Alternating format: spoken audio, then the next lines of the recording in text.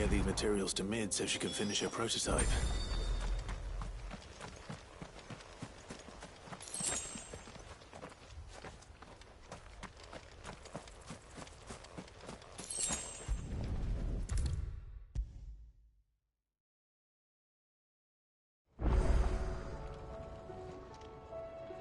Mid, tell me this is all you need.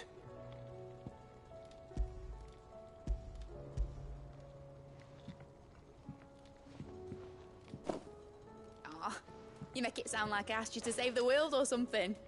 Tell me this is all you need. It's most of what I need. After you left, I went over the figures again, and I realised I'd forgotten a 1 and a 0. And a cogwheel. Just a tiny one. Though, that's the problem. Gears that small are a bastard to make, and I may have lost the one Blackthorn spent a fortnight toiling over. wait. The children. When they took apart your scales, there was a tiny brass gear. Now that I think about it, they didn't use it when we put the scales back together. The young'uns? But why would the... You know what? I don't want to know. I'll keep working on the model. You go and find that cog.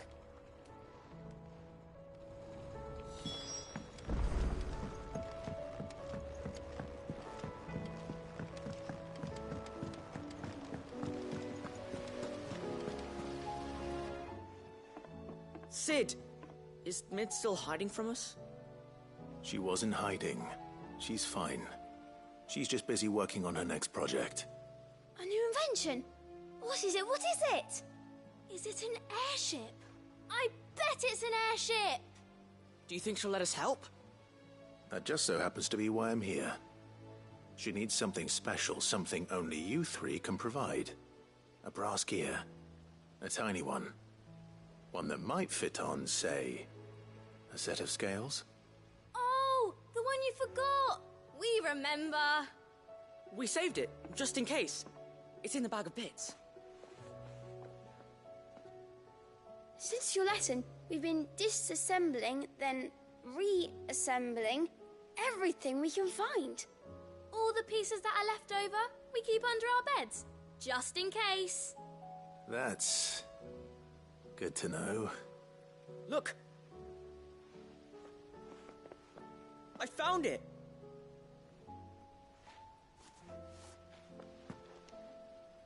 Is that all?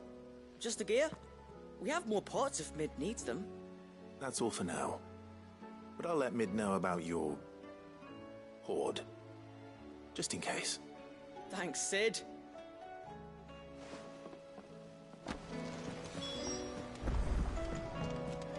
Has Midadol mentioned a new project yet? Not exactly. She seems preoccupied. Well, did they have it?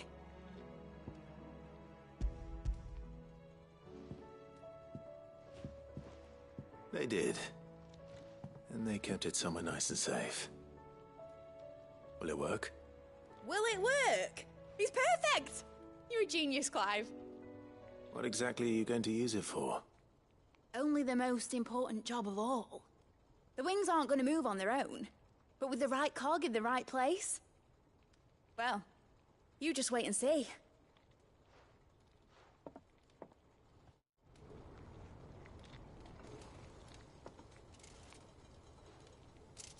That should do it.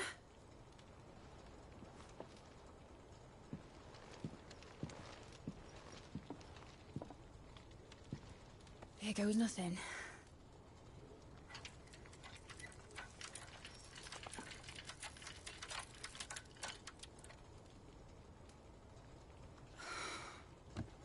Titan's tits. It wasn't supposed to fly, was it? Of course it was supposed to fly. Wouldn't be much of an airship if it didn't. Honestly, these bloody engines are driving me mad. I was so sure this would be the day she soared. The Mithril engine was made to make dreams come true.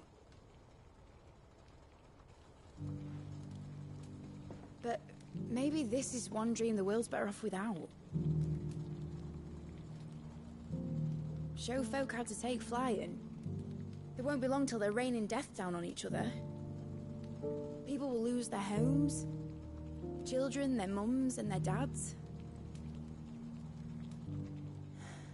Like I lost mine. I'm sorry. So am I, Clive. So am I. Sorry that I have to choose.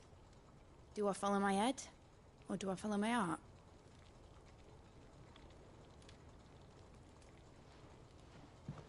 Good question. The first time I stood on the deck of your ship, felt the wind in my hair. It was like I was flying. But imagine how it would feel to actually do it.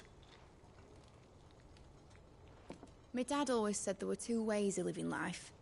Chasing a dream or shuffling to your grave.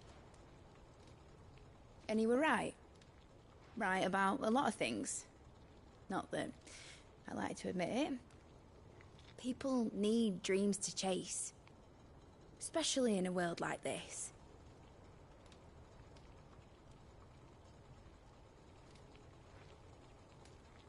Right. When this is over, I'm gonna take all my mithril engines to Zemeckis and sling them over the edge. I won't have my dream end up turning into someone else's nightmare. But all that hard work... All that hard work will not be used for war, Jamie. But it ain't like it'll be gone. Tell me, Clive, have you ever been on a treasure hunt? Not since Joshua and I were boys. Why do you ask? Because I'm gonna bury the engine schematics and leave behind a little riddle telling people where to find them. A really hard one, so that only the most dedicated dreamers will ever be able to work it out.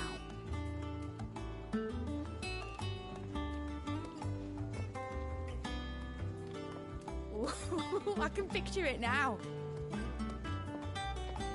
Some daft general squinting at the words with a gormless expression on his mug. Like that one, yeah. Right.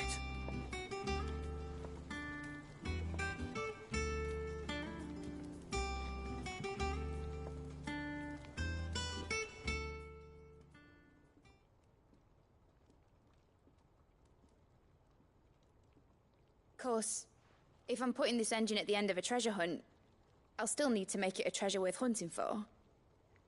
Won't be much of a prize if it couldn't even make a toy boat fly after all. My dad always said, dream big.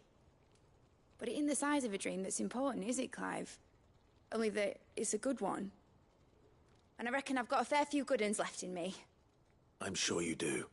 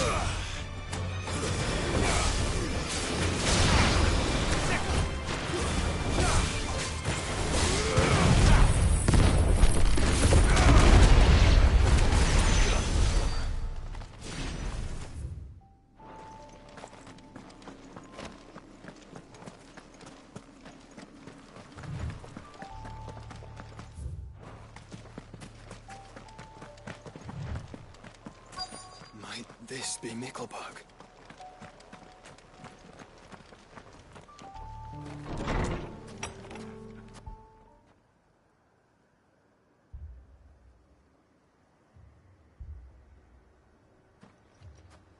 These people aren't turned. And the village seems safe enough at least.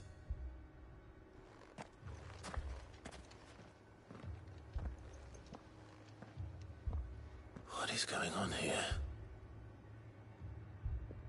Ah. Did you too heed the call? Heed the call? No, I came here looking for someone. To be honest, I wasn't sure I'd find him here. Let alone all of you. Is that so? What are you doing here? Is this where you live? It is my home. The others, they heeded the call. You keep saying that. What do you mean? They came here to perform the rite, just as King Barnabas instructed.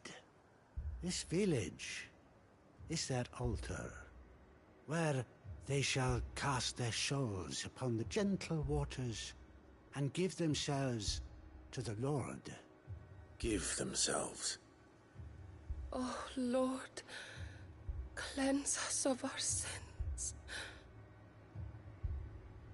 Let us be reborn in your loving arms. Free us from the torment of this mortal realm. They want to be saved. Forgive me, but did another foreigner like me come here? He was probably wearing a cowl. You mean the traveler from Storm? Yes. He's staying at my house, toward the rear of the village. Thank you. If you don't mind, I'll go and greet him. They seek the same salvation Barnabas did. At least the third chair still lives. Let's go and find him.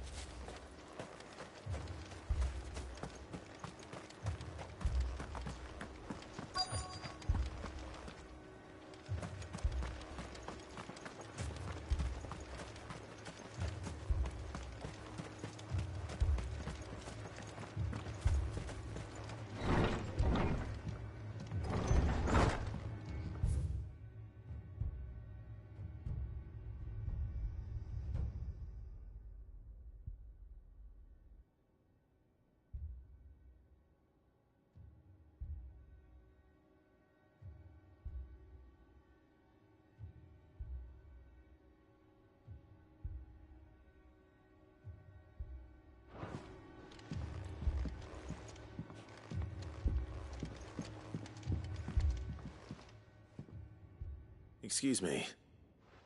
Are you with the Undying? I am.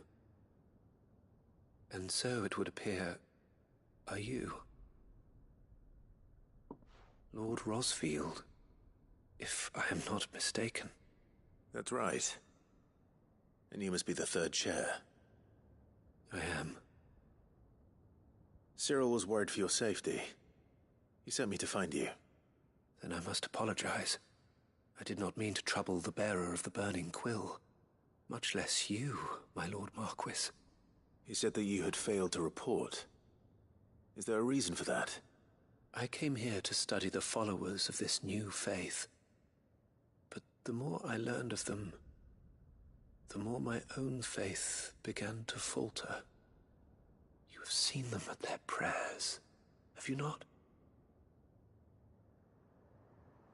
They devote themselves to the veneration of their Lord with a fervor I have never seen before, praying night and day that they might be rid of their wicked wills and reborn in their Saviour's light. Not that they might be granted respite from their worldly woes, but so that they might continue to serve him.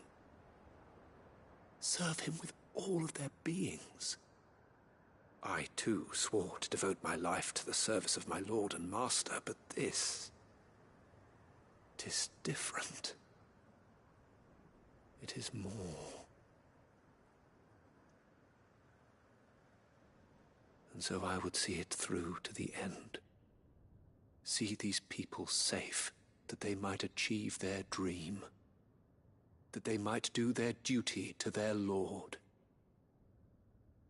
even if it should keep me from doing my duty to mine. You do understand what their dream is, don't you? I do, my lord. They would cast aside their wills and become Akashic. I know that it may be hard to believe, but to these people, that is the very essence of salvation. Forgive me, my lord, but I must remain here. If you are to return to Master Cyril, I would consider it a great... Did you hear that, my lord? Something is happening. I'll go and find out what. Stay here.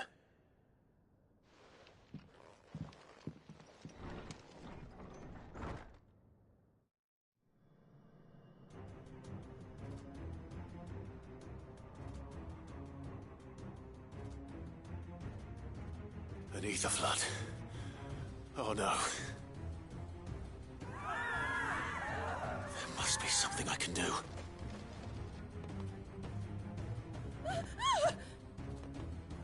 Echoes as well. Found her. Brother. Ready. This one. Attack! Go for it!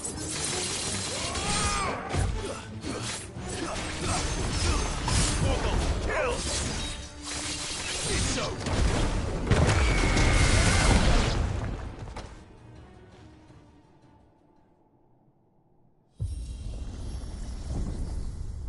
What now?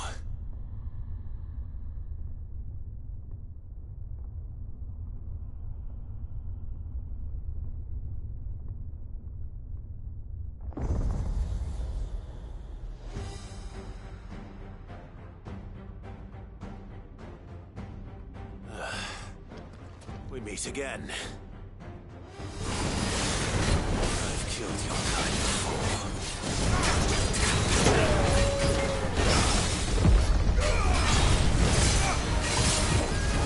This one.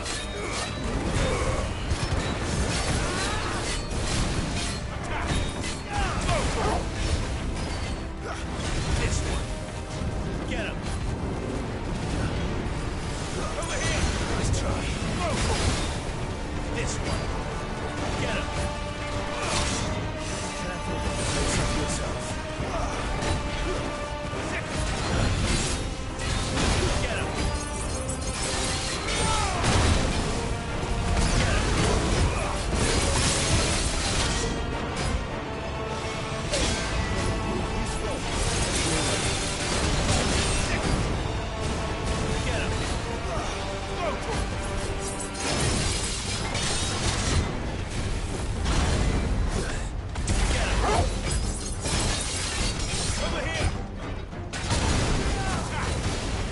This one. This one.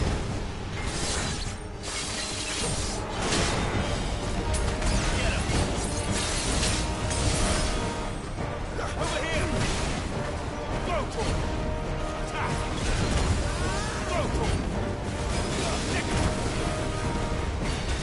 Too slow. Over here!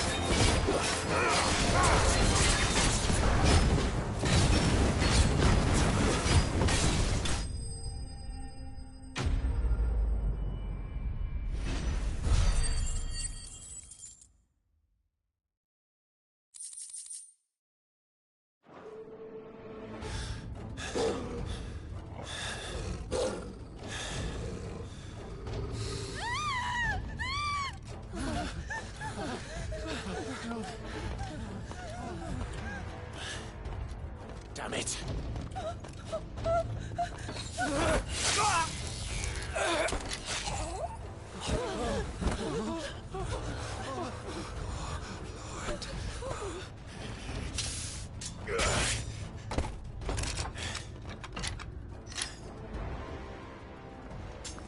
Don't you die.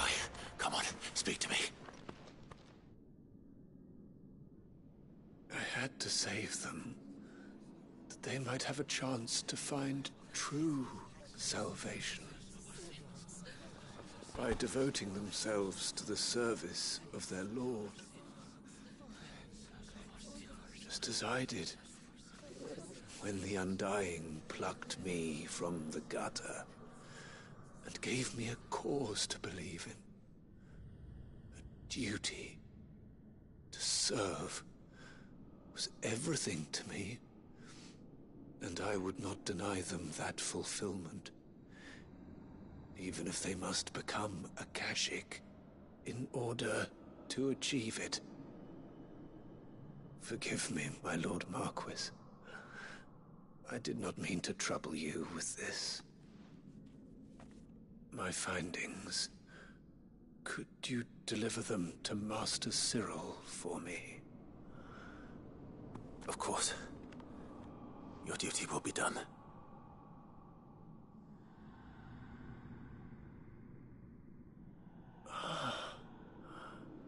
Look, my lord. They are saved.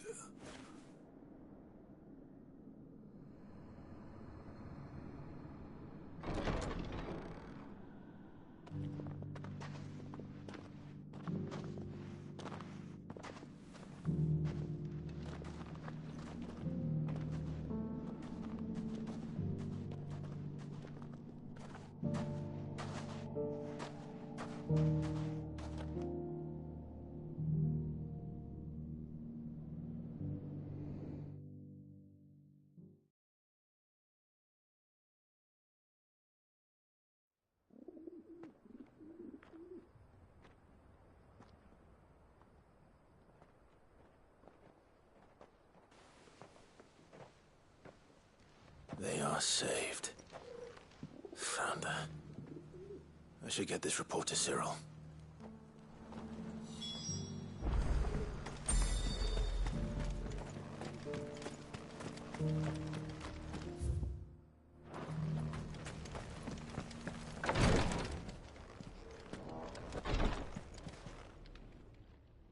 My Lord Marquis, I am glad to see you hale and whole. I met with your third chair, Cyril.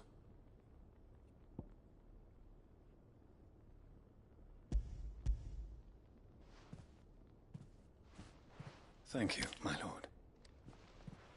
He remained in Ash? He died protecting the villagers from an echo. I buried him in Mickelberg. If you could not save... The villagers, they prayed to their god that they might be unburdened of... Then an ether flood came. And their wish was granted. Your brother sacrificed himself that they might live, even knowing that that life was death by another name. Then he perished defending liberty. A hero's end. For the right to choose how one dies is no less sacred than the right to choose how one lives. Sid would agree. He wanted to build a world where people could die on their own terms. A noble ambition. To die for one's cause is the most perfect expression of one's faith. It matters not how misguided others might judge one's decision to be. Only that the decision is one's own. We live according to the teachings of our order.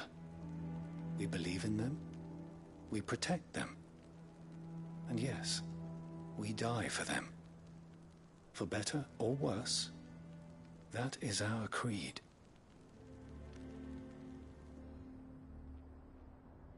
But he didn't die for your creed. He died to save them, and you still believe that what he did was right. I believe that he believed it was. We of the Undying are not slaves, but willing servants. And this was his will, the ultimate expression of it. All right. I'd like to know this man's name, Cyril. To know the names of all the Undying who've fallen in the line of duty. They died serving my house. It's only right that that is my duty. Of course. I shall fetch the Book of Martyrs at once. My lord, it has been, and shall ever be, the greatest honor of my life to serve House Rosfield. Though our duties may differ, yours is no less important. I pray with all my heart for your success.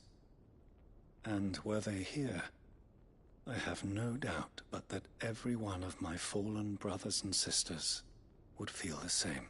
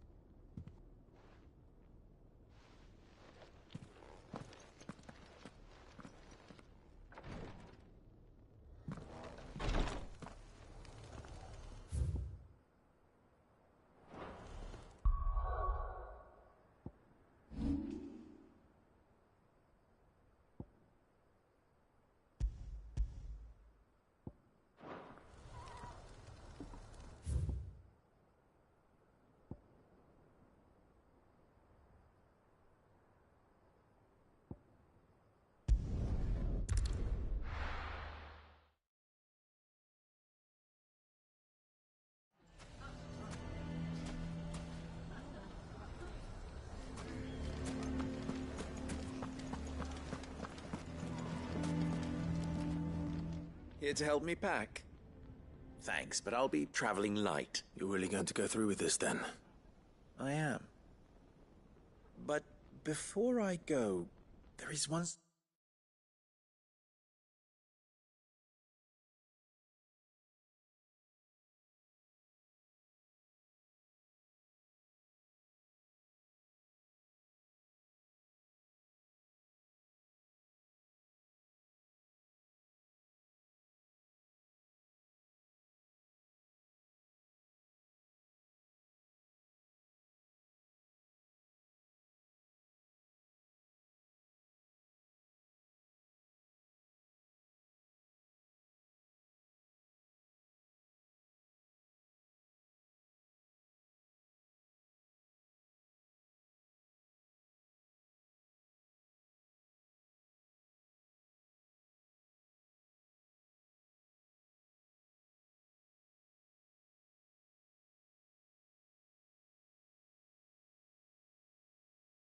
small issue I'd like your assistance with.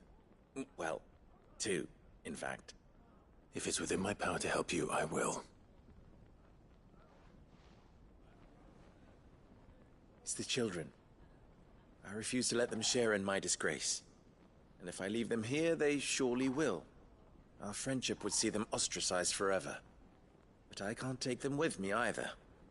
I can think of only one place where they are certain to be safe, and provided for, and loved.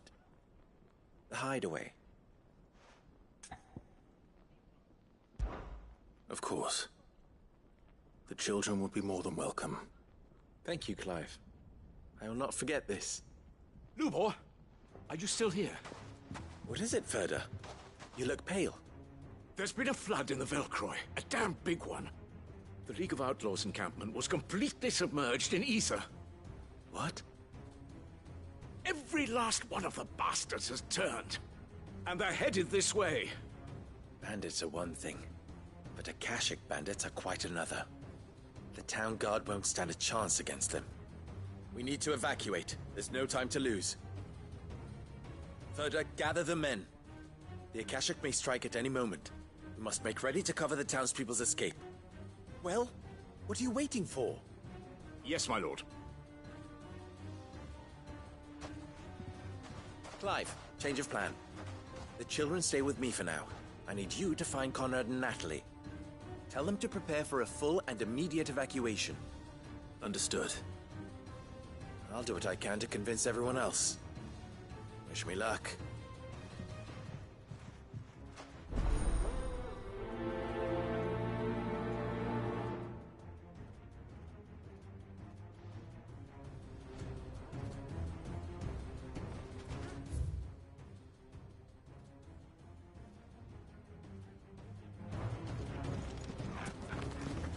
What's in a You have to listen to me. They're coming. Why do they always have to make such a noise? What's the... Ah, it's you. What do you want, Lord Underhill? To pass on an important message. There's been an ether flood out in the Velcroy. The camp where the so-called League of Outlaws were gathering has been swallowed. They're no longer just bandits. They're Akashic now, and they could be here at any moment. You need to begin preparing for a full-scale evacuation right away. Oh, do we? And who was it who gave you this disturbing news, might I ask? Lubor, perhaps? The man spreading the same poison out in the square as we speak. You may believe his lies, my lord, but we know better.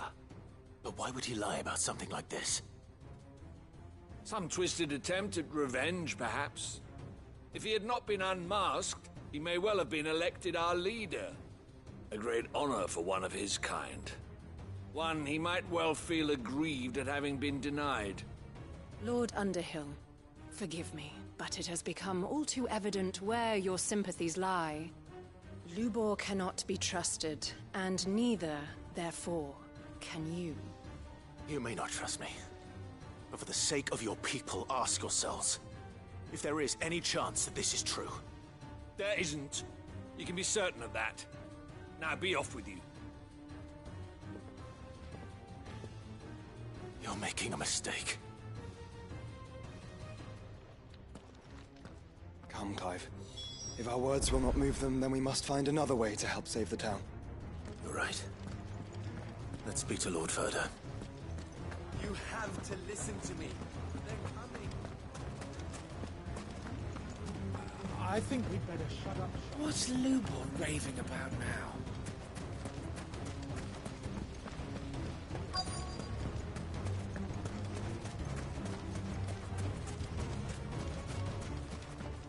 Good day, my lord.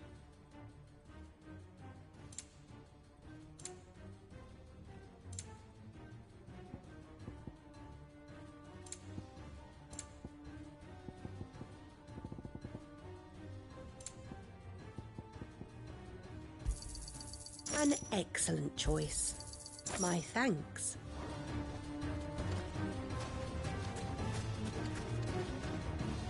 Lord Ferda. Cid, what's wrong? I went to warn Conrad and Natalie about the Akashic, but They wouldn't listen. They've convinced themselves that nothing Lubor says can be trusted. The bloody fools. Which means the town guard can't be counted on for support. But I can. If there's anything I can do to help you defend Dalamil, you only have to ask. I appreciate it. Cid! Further! I've been looking for you everywhere. Victor? I thought you'd left. I couldn't abandon a friend in need. And Lubor is in need at this very moment. Come quickly.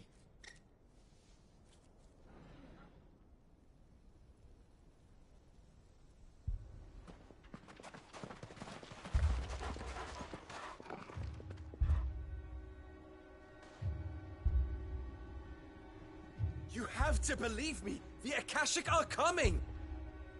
They don't eat, they don't sleep, they don't tire, and they don't care who they kill.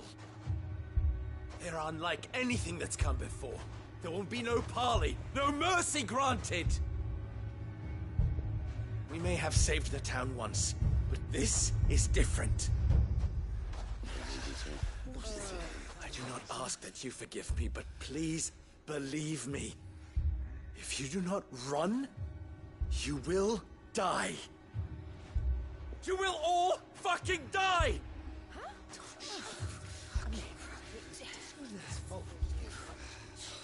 You'd like that, wouldn't you, bearer? Yeah, with us out of the way, your kind will be free to claim Dalamil for yourselves. You should run! Run, bearer! Yeah, run! Far, far away! Run! Just go! Yeah. Yeah. Yes! Go! Go on, then. Go on! Go! Just go. Just go. Lubor! Wait. Someone's coming. Stop! You're hurting him!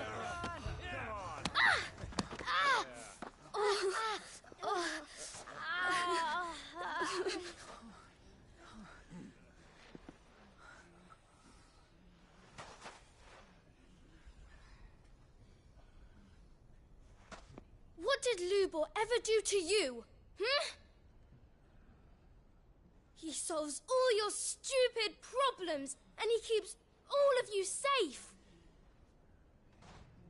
You know there's nothing he wouldn't do for this town. Who was it who made that cleaver you use every day, Conrad? And what about your counting table, Natalie? Who fixed that? Whose men make sure the streets are clean so all your boots don't get dirty? Who spends all day, every day making sure things run smoothly round here? And none of you ever say thank you. Ever. But did Lubor ever complain?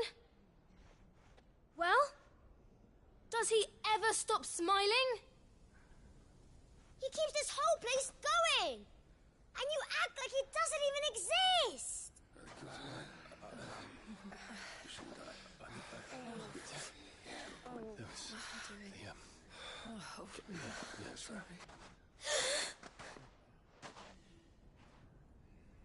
Lubor, we have heard enough.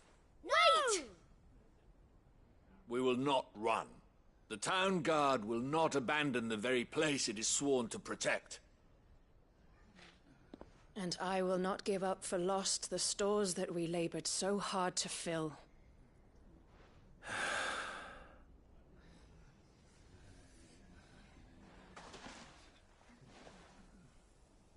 So tell us, how do you propose we deal with these Akashic of yours?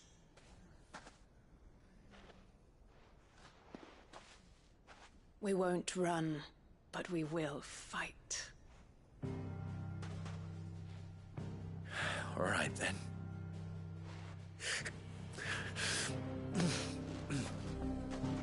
Fine.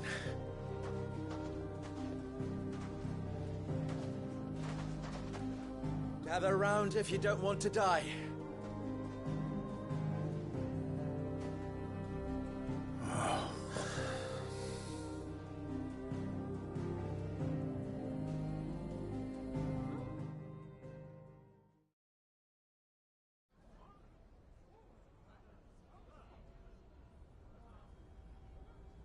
Allow me to explain the situation. The ether flood occurred near the village of Cheratina, deep in the Velcroy. The place had been abandoned for years, until the League of Outlaws decided to make it their base of operations. Now they're all turned, and if the scouts' reports are correct, heading in this direction. They are mindless monsters, driven only by hate and rage, and they are utterly unpredictable. With the bandits, we at least knew how and where they were likely to attack. When these creatures come, Dalimil will have the bitterest fight it has ever faced on its hands. The town guard will muster at the north gate. The rest of us will take the south.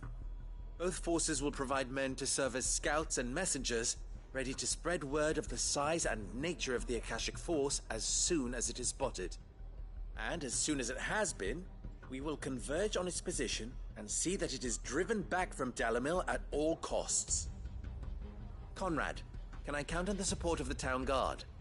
Always. I leave the selection and coordination of the messengers in your hands, Victor. And the command of our men in yours, Ferda. If you would both be so kind. Consider it done. As you wish. Natalie, I would ask that you and your people have the townsfolk barricade themselves inside the bathhouse. And tell the merchant not to waste time securing anything beside the essentials. Preserving life is our one and only concern. As long as we survive, it doesn't matter what trinkets we might lose. Our riches can be regained. And if anyone doubts that, let it be known that the Briar's Kiss stands ready to cover any losses. Very well. I shall tell them. Where do I fit into this plan? Where else but the most perilous place of all? I would like you to travel to the home of our erstwhile League of Outlaws, Cheratina itself. The main host is most likely still there, and Dalimil will not be safe until it is eradicated, root and branch. A little gardening. How pleasant. I doubt it. I have a feeling these weeds will be particularly stubborn. Luckily, so am I. So you are. All right then, we all know what we have to do. Now it's simply a matter of doing it. For Dalimil.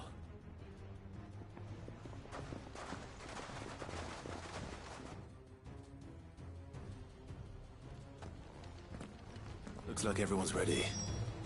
I'd better not keep them waiting.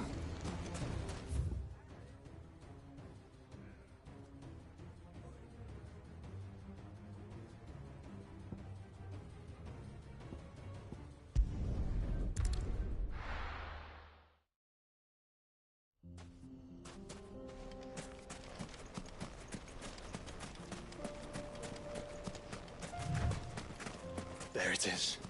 The flood. But what's waiting for us inside?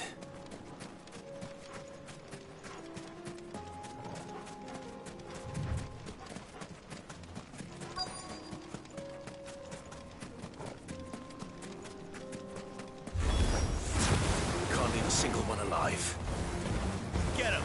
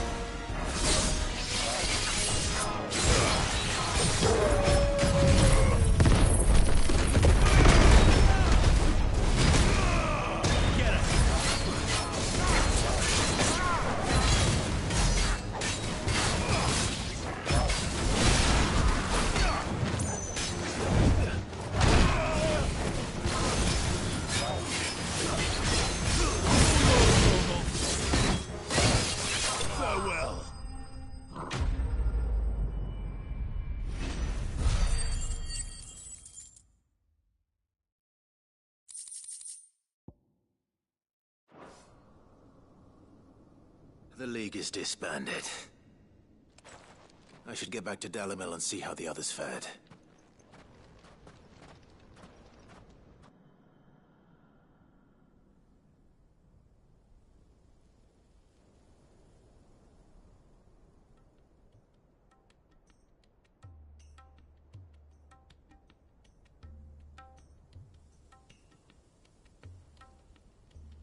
All the Akashic we were able to find have been dealt with. Seems that might be the last of them. Last of them here, perhaps. Lubor, Sir Clive has returned. Clive! What news from Charatina? It's done. Root and branch. I knew you wouldn't let me down.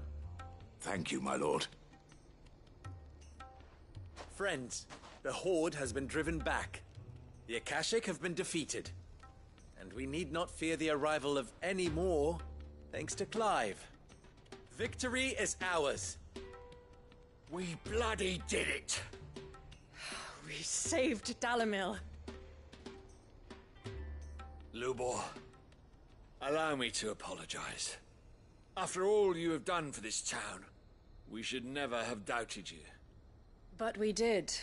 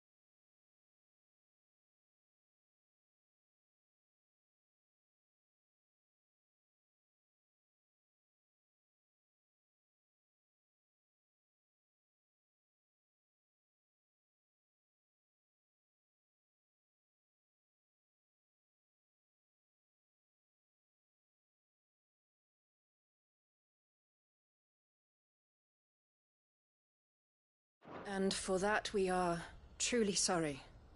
We only hope that you can forgive us. We need you, Lubor. Dalimil needs you.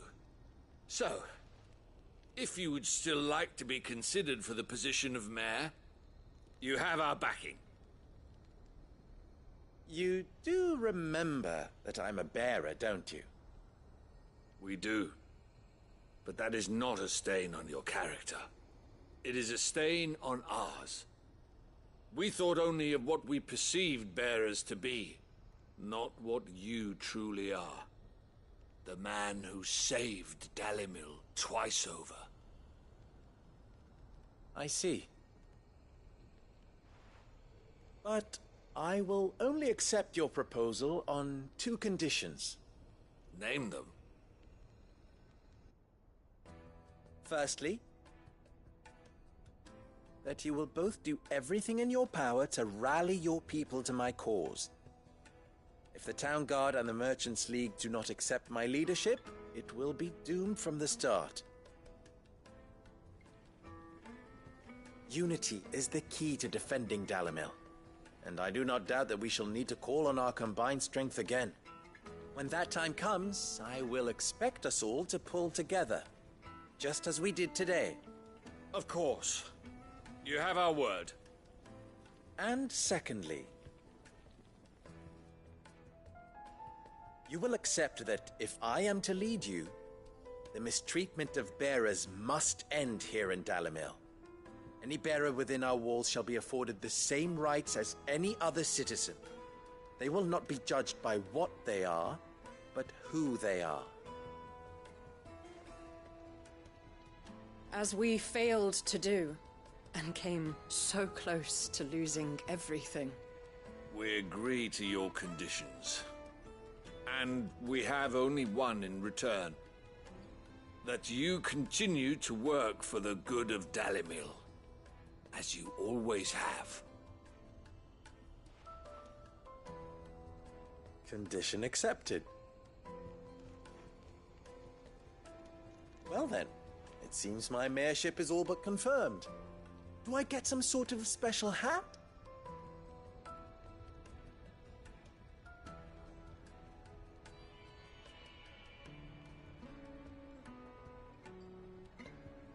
How fickle fate can be. Not so long ago, I had resigned myself to leaving Dalimil in disgrace. And now, I find myself her leader. Here. For everything.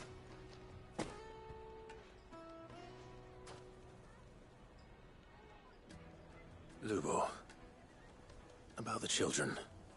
Fear not. You are, of course, relieved of your responsibility. I would sooner face another horde of Akashic than see them brought up as outlaws. I'll make sure they're safe here. I don't doubt that you will. And not just the children, but everyone in Dalimil. I'll do my best.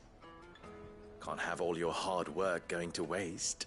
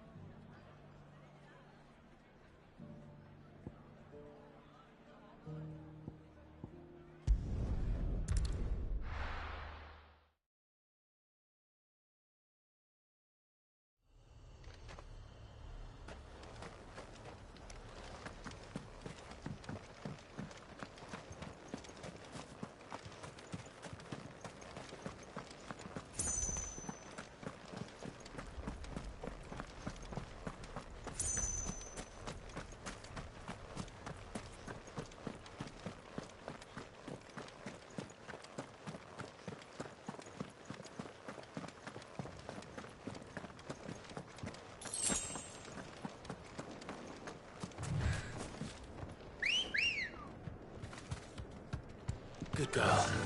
Run like the wind.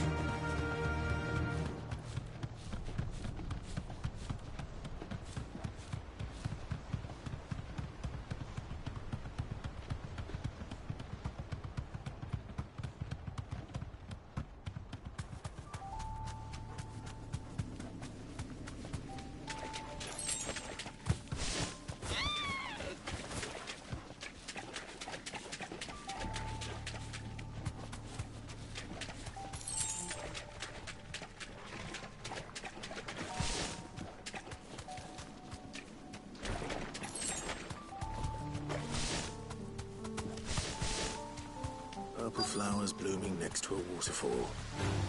Shouldn't be too hard to find. Thanks, Gal.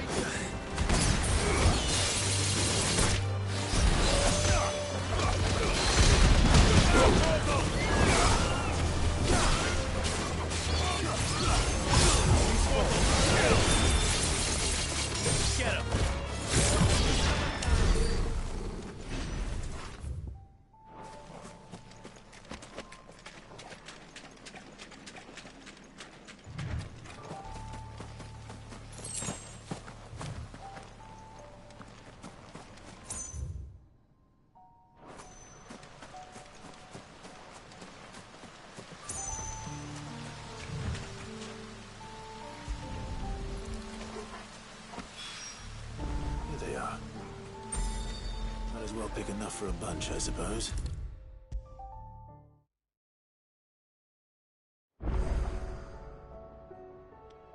Oarsman. You did? I think I did.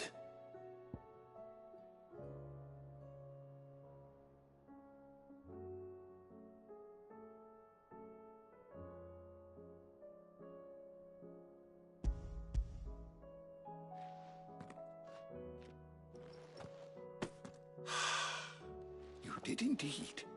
My dear boy, thank you. You wanted to make Dion a gift of one, did you not? Shall I invite him to join us? Oh, I don't... It's no trouble. I'll go and fetch him.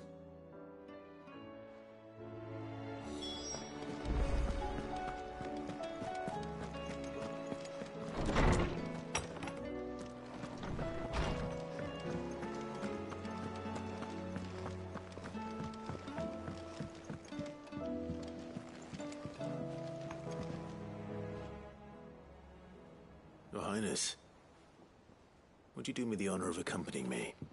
Now. It is time, then. No. Only to the shelves. Our lawsman has something he'd like to give you. Master Harpocrates? No.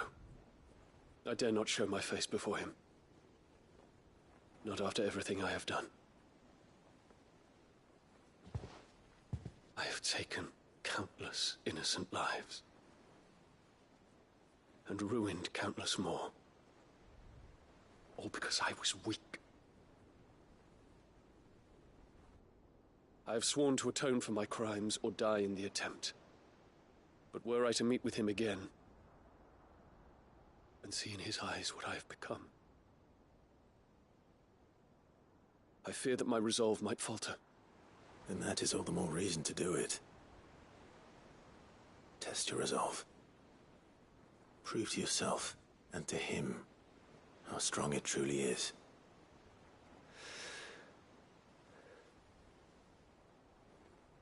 You are right. I must, at the very least, offer him my gratitude. Very well, then. Take me to him. Follow me.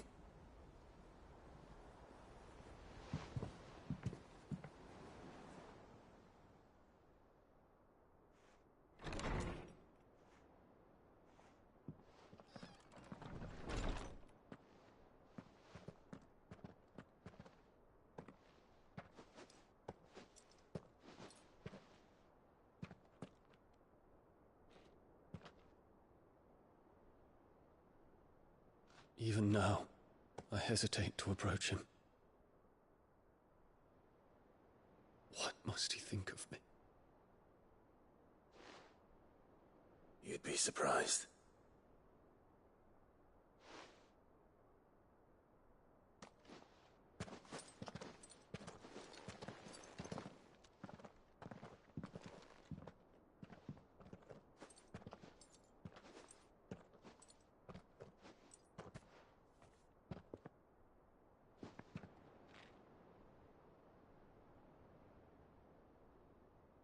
Master Harpocrates, pray, accept my apologies for leaving your tutelage before my studies were complete. Your lessons opened my mind to a world quite unlike the one I had imagined from within the gilded confines of the palace. And I shall be forever grateful for the efforts you made to enlighten me. Lift up your head, Your Highness. The deeds of youth require no apology. That you took the time to visit me says much about the man you have become. Now, there is something I would like to show you.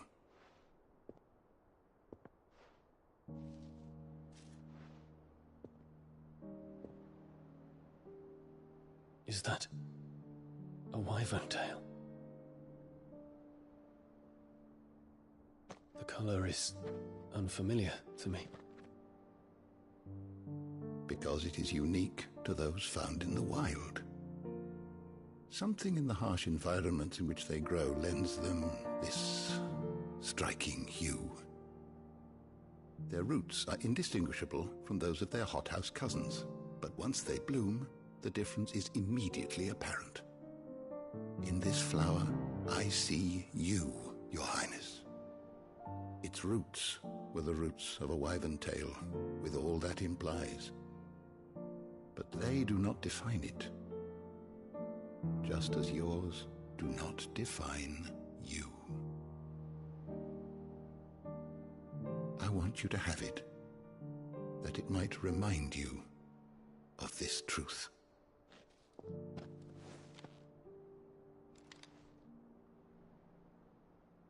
Master Harpocrates, I would ask of you a service.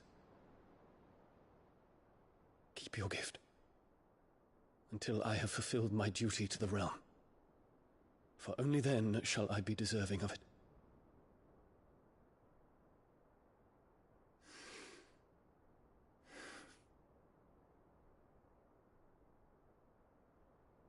As you wish, Your Highness. I shall await your return.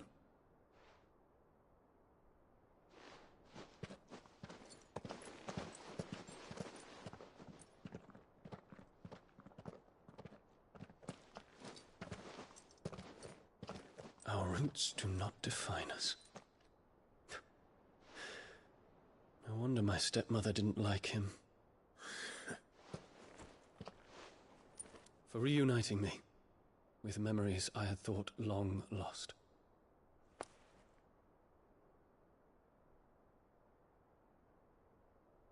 I shall not forget this.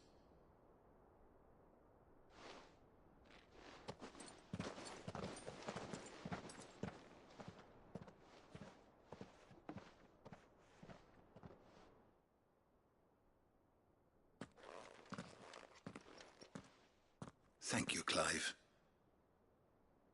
Were it not for you, I fear I might never have found the right moment to speak with him. Not to mention the wyvern tales. I shall plant their seeds, that I might not disappoint His Highness upon his return. I hope the soil in the hideaway is to their liking. Why, these flowers bloomed in the bleak, black wastes of Waloed. I'm sure Nigel's yard will suit them to a T.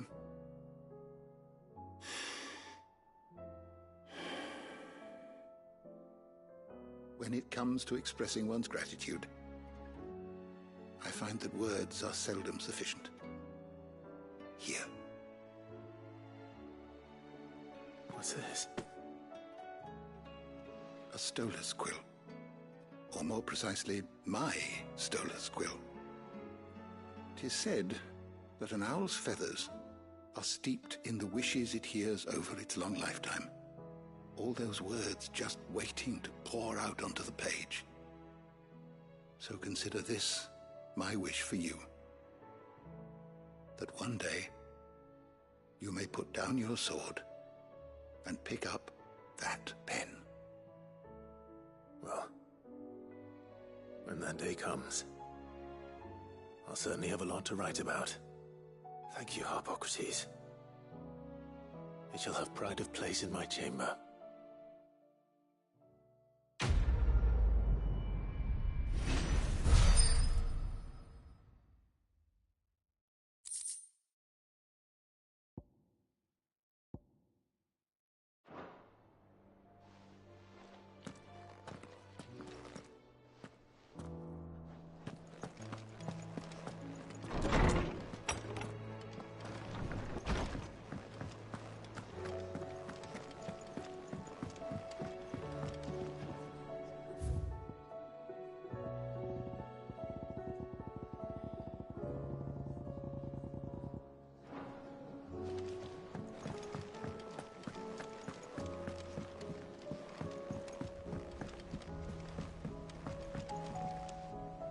Joshua, I read your message.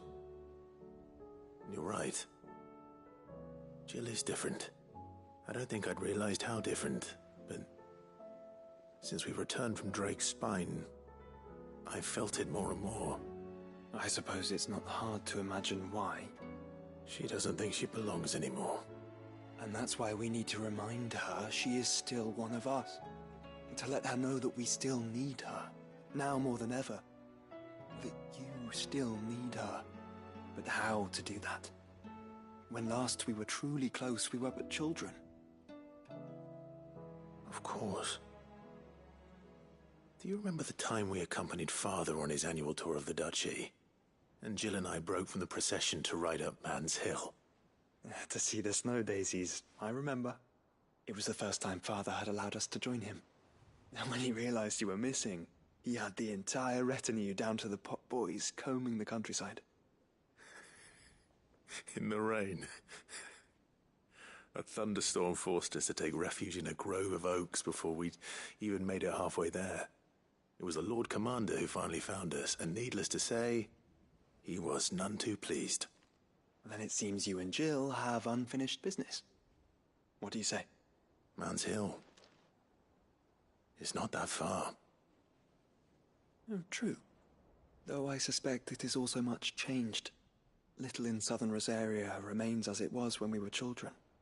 You're saying I should go and scout the area for bandits? I'm saying we should first go and see if there are actually still any snow daisies left. What would you do without me, Clive?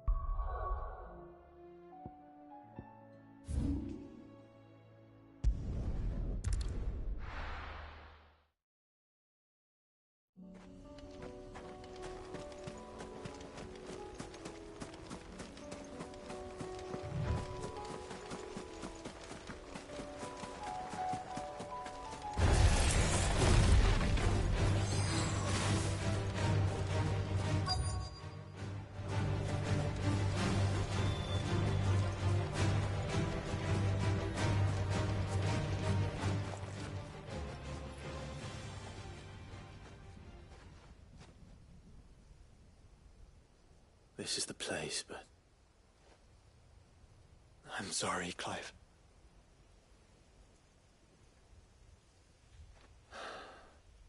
There's nowhere been spared. What do we do now? We keep looking. Man's Hill cannot be the only place where snow daisies grow. Perhaps, but... it's the only place I know of. Knew of. Then why not ask someone who might know of another? Someone at the backyard? To the hideaway, then.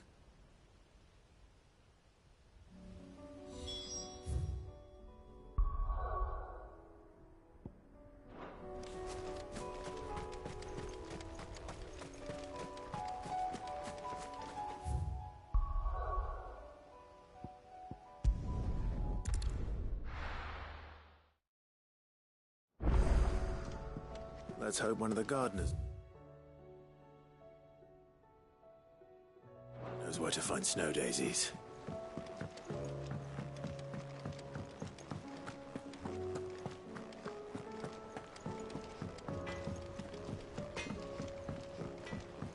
Say what you will, Lady Karen has seen us.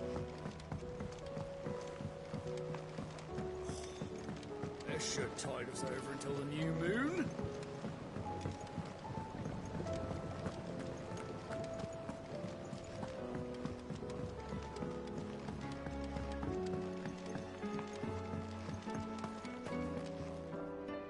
Oh. What brings you down from the heavens, Cid? I need your advice. Joshua and I are looking for a place where snow daisies grow. Preferably in abundance. Snow daisies. Then you'll want somewhere not too hot and not too cold. And where the winds are strong enough to carry the seeds. I reckon Man's Hill would be a good place to start. There in the Royal Meadows, perhaps?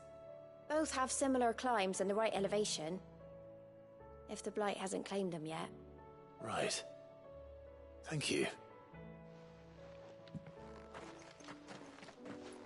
Did you learn where we might find our flowers? The gardener here mentioned the Royal Meadows in Sambrack. Ah, the fields beyond Northreach. Well, if that's the case, then Yote was right. I recalled that she kept a record of our travels, you see. So I asked her if she'd perhaps noted anywhere that snow daisies grew, and she mentioned Oilafeist Bay. Whose shores border the meadows. Off we go then.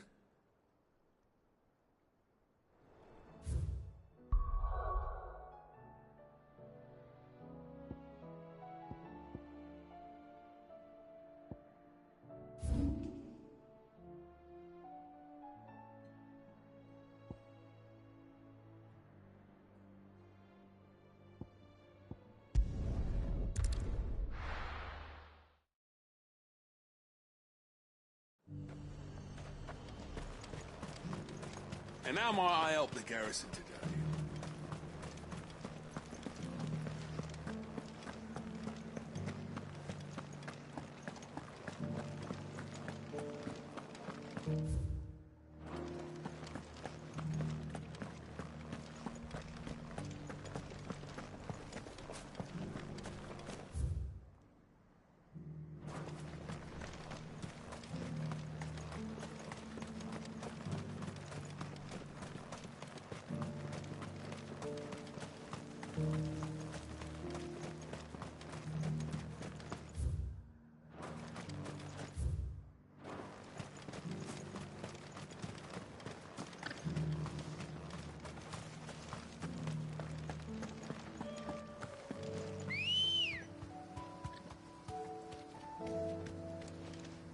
Good girl. Faster!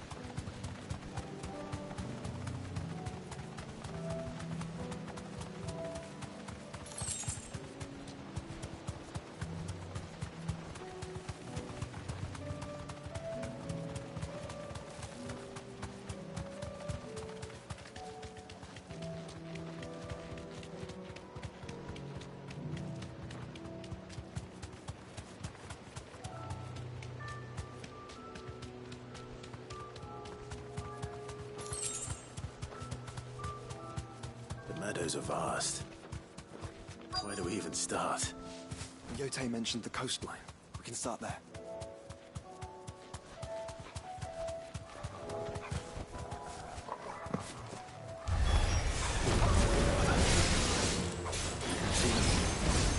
The flowers and our friends.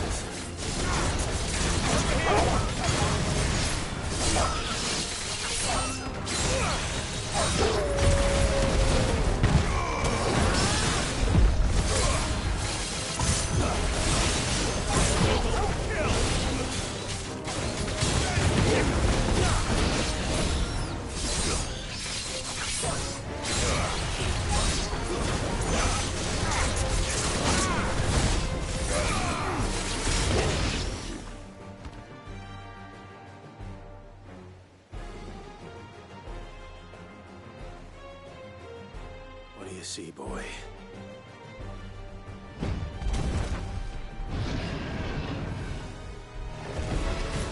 Let's hope this is the last one. Only one way to find out.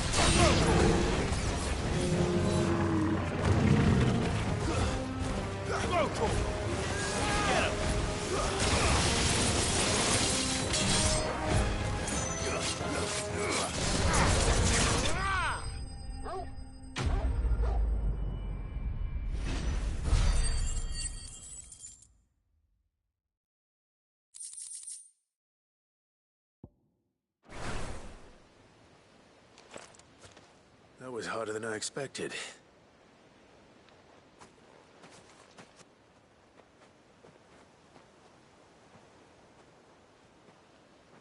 But Founder, it was worth it. They're beautiful. Do you think Jill will like them? She'll love them. Come on. Let's go.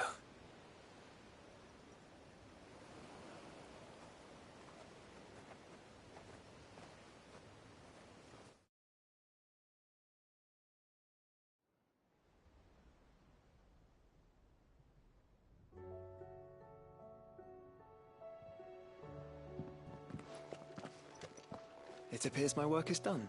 The rest, as they say, is up to you. Well, you and the skies. We wouldn't want another thunderstorm now, would we?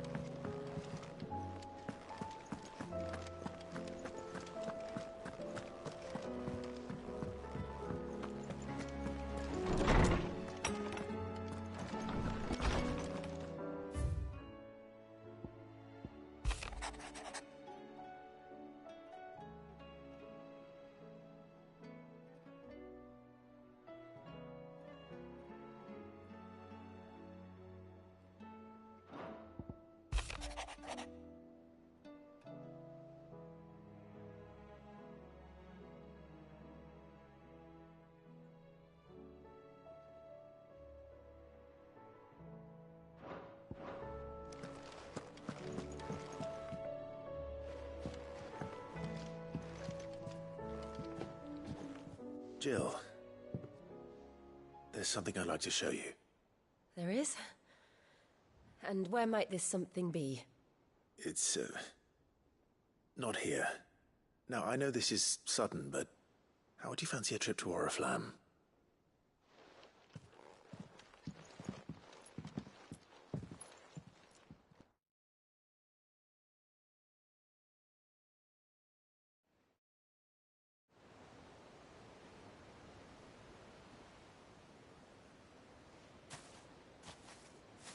There are so many. This is what you wanted to show me.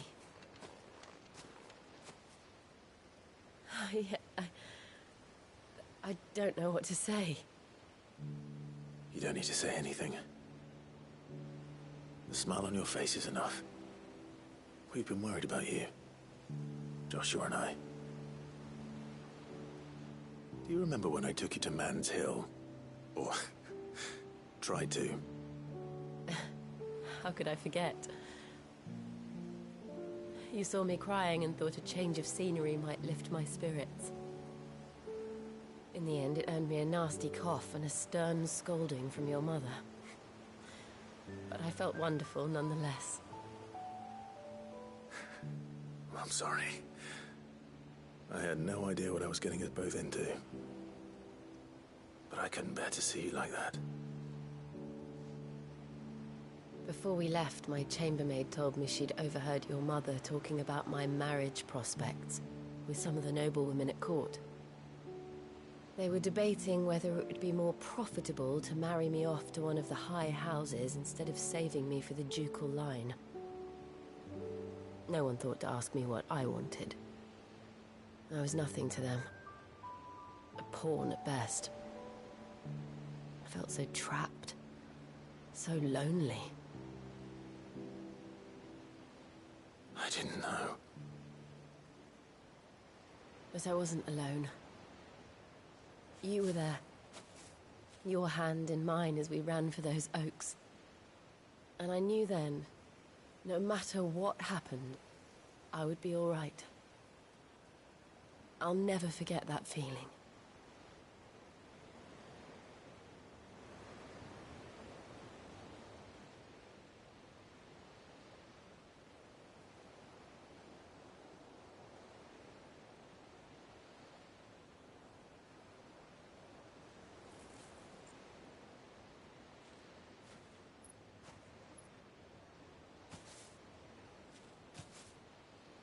Before we broke camp, the morning after the storm, do you know what I did? No? What? I slipped away from my governess to climb the tor. And from there I saw a sea of petals, all reaching for the sun. And I realized that no matter how terrible the night, dawn would always come.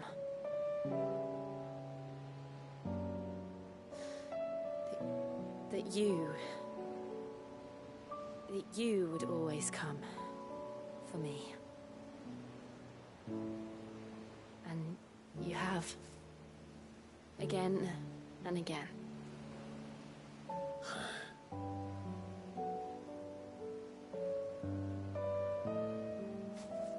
Where do you see us? When all this is over?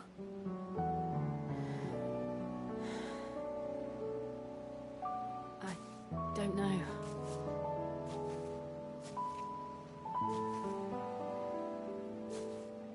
Not here, though. I think I've outgrown the twins. After everything we've been through, the realm just seems so small. I'll need some space to spread my wings. Then that's what you'll have. And I'll stop at nothing to see that you do.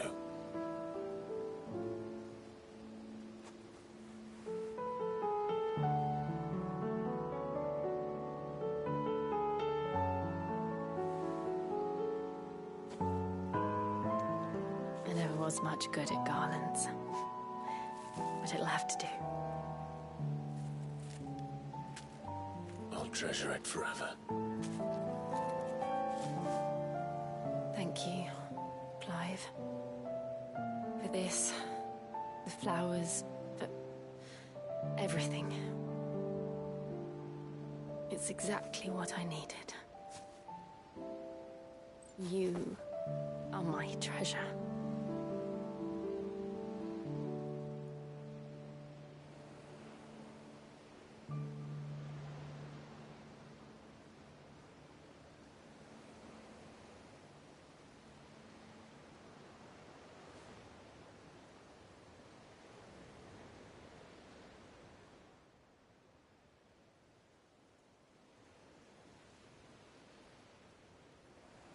We should probably be getting back.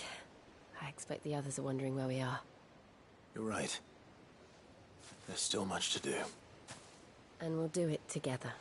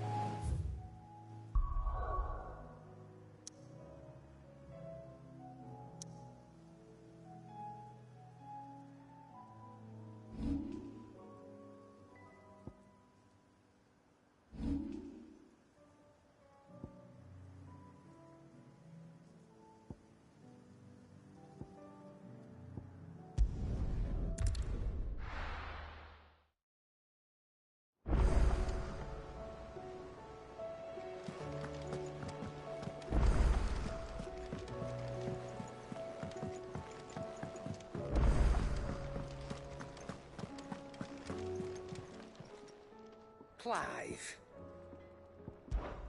Is something the matter, Karen? You seem perturbed. Don't know. How clever of you to notice. But yes, something's come to my attention, and I'll be damned if I know what to make of it. Go on. It's probably quicker if I just show you. Here. Some sort of crystal. Though, I don't remember seeing one that colour before. Aye, well, that makes two of us. In all my long years of trading, both over and under the counter, I've never seen anything quite like it. They're calling them dusk crystals, on account of colour. I see. And they can be used to cast magics. That they can. Just like their brighter, shinier cousins. Difference is, they don't last as long. After a couple of goes lighting your pie, they crumble away to nothing. That's how I heard about them. From crystal traders moaning that someone's been flooding the market with dodgy goods. And after asking the right people the right questions, and paying the right price, of course, I managed to get my hands on a sample. I see why you're perturbed.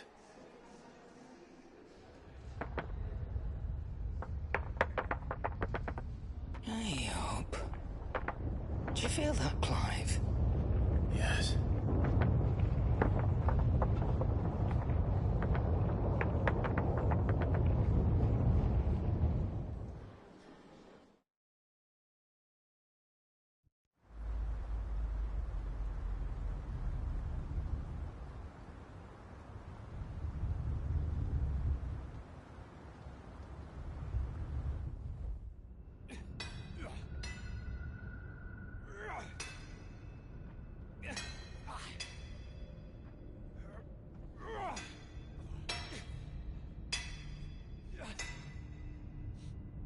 All right, lads, that'll do for today.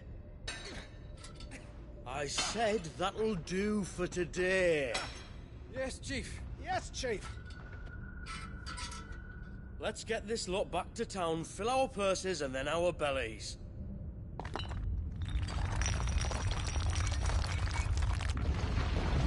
What did you two do now?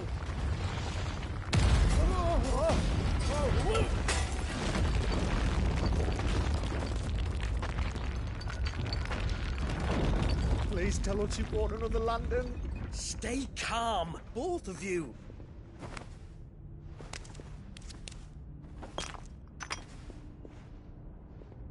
Who needs a lantern when you've got one of these?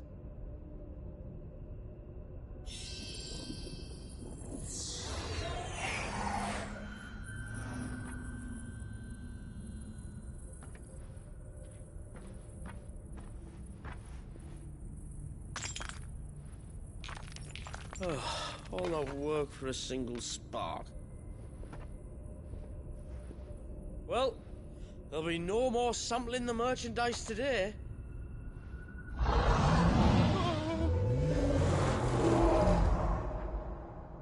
That sounded close, Chief. Really close. Really, really close. Now, lads, what am I always telling you? Good things come to those who run! Wait for us, Chief!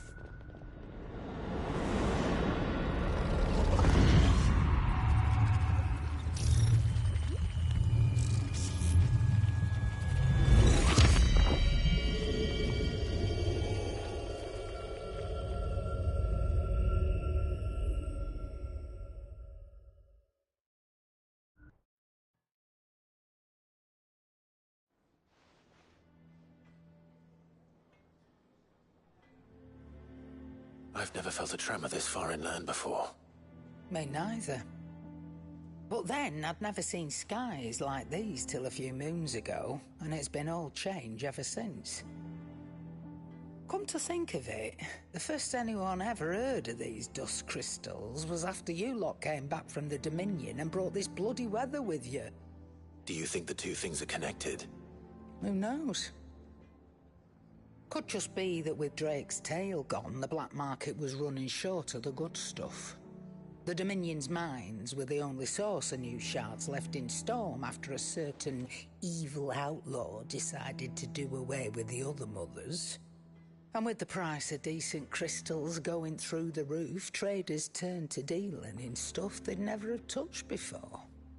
The question is, who's selling these crystals and where are they? Wait. This color. They couldn't be from Origin, could they? No, that wouldn't make sense.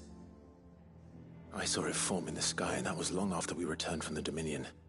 But if they didn't come from Origin or any of the other mother crystals, then... does that mean... that you missed one? Aye. That were my thinking, any road. Another mother crystal we didn't know about. I'll speak with Joshua. If you're right about this, we need to find it. And quick, I'd say. On account of which, I'll take this shard over to Tomes for you. Get him to give it a once-over, case it rings any bells. Right. Thank you. And I expect you'll be wanting Jill's help with this, too. Right again. I will. Let me go and find Joshua, and we'll meet you in the shelves.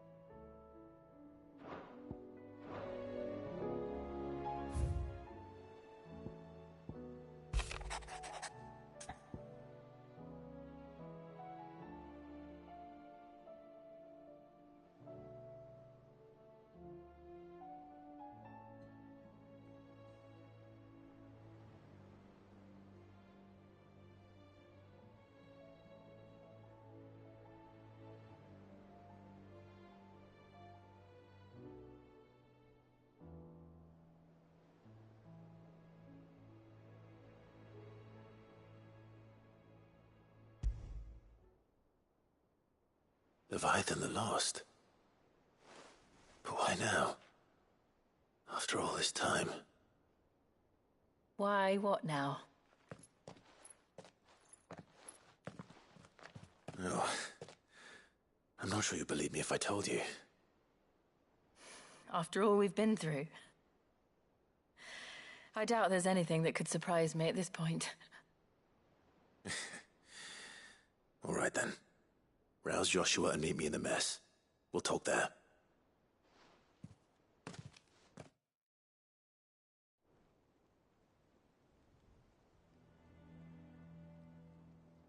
I see we're all here. So, what is it this time? I'm not sure yet. The letter delivered to my chambers omitted a few crucial details. Do we know its provenance? That was one of the details it omitted. But whoever the sender was, it seems the Dame held them in high enough regard to point them in our direction. The Dame? Well, she's not one to waste our time. It must be important. Important might be an understatement. If the letter is to be believed, Leviathan's dominant is in danger.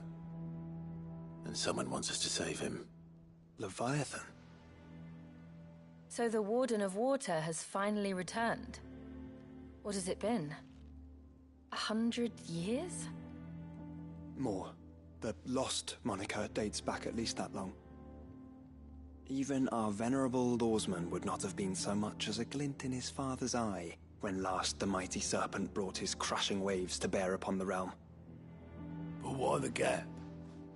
I know it can be a few years before a new dominant's born. But over a century?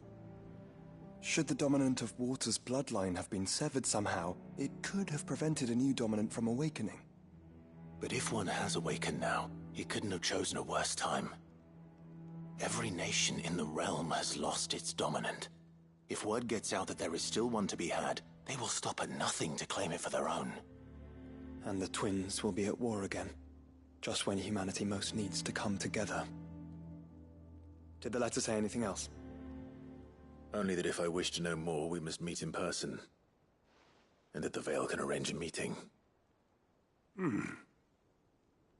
If nothing else, you can be certain it ain't a trap. Famous last words. I'm coming with you. As am I. Thank you. Both of you. And Otto? Yeah. I'll keep an eye on things here. Didn't fancy coming anyway. Thank you. I shall leave the Invincible in your capable hands.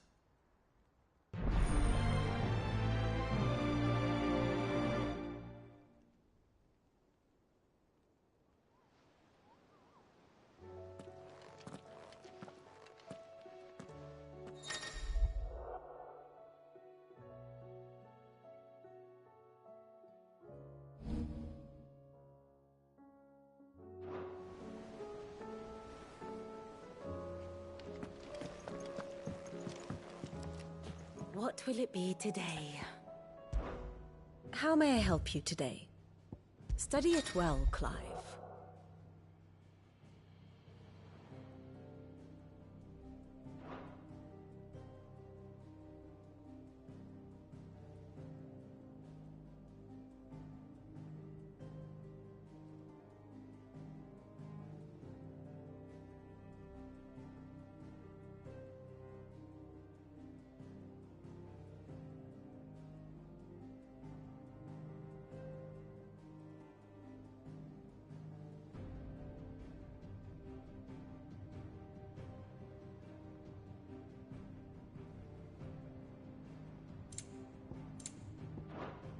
Thus ends today's lesson.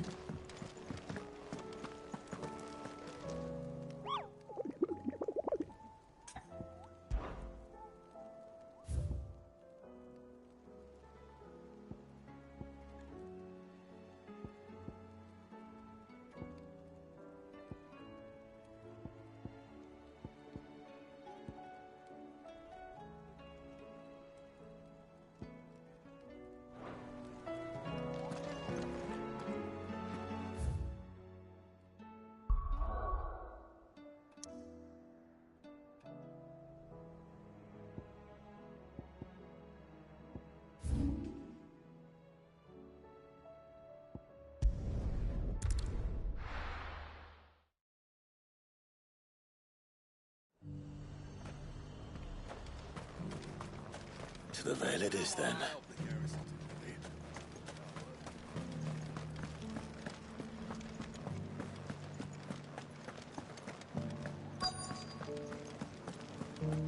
Looks like you've got a thirst. But enough talk. How about Fancy a peek behind the veil, my lord?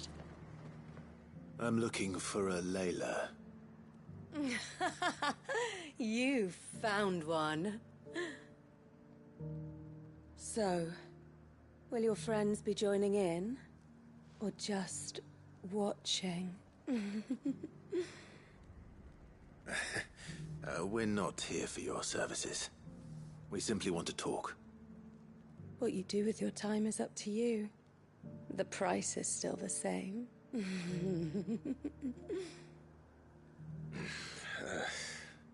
We're here about the letter.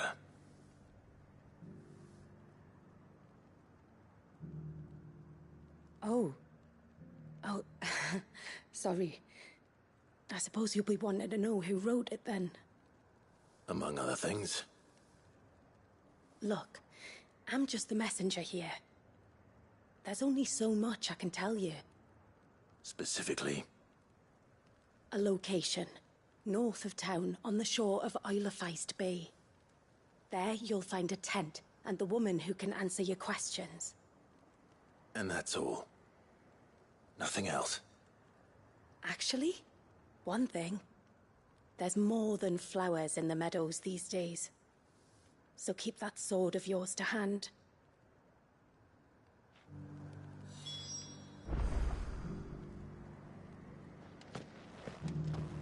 Does anyone else think it's strange? This woman should prefer to keep to the outskirts of town.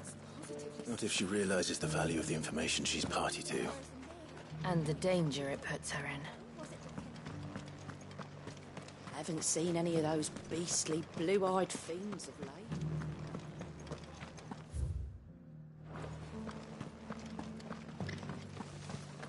Do be careful. I will.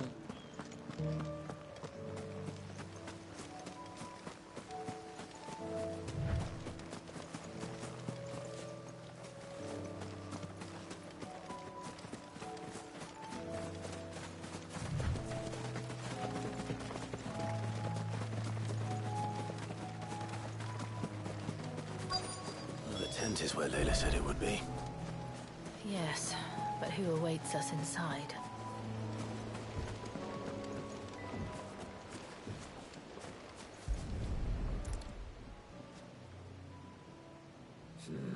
It's empty. Why am I not surprised?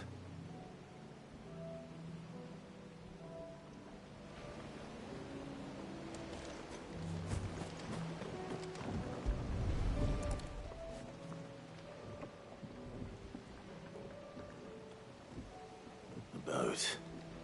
No prizes for guessing who that belongs to.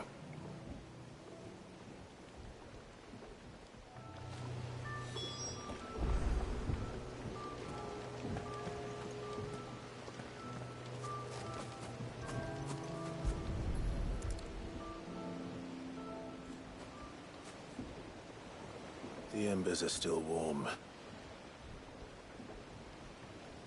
So you're Sid.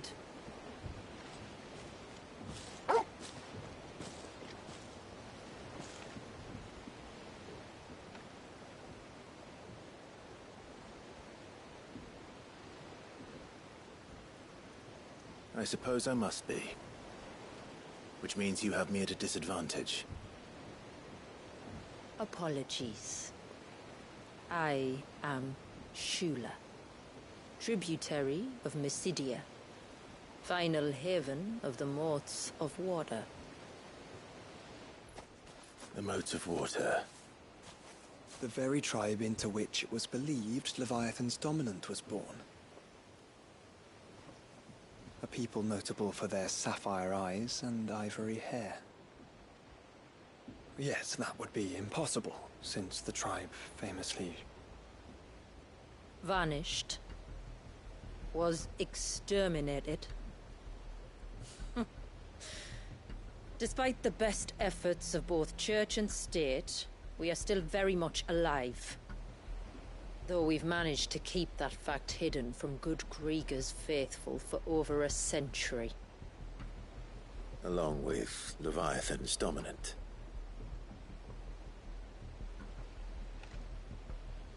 That wave out there.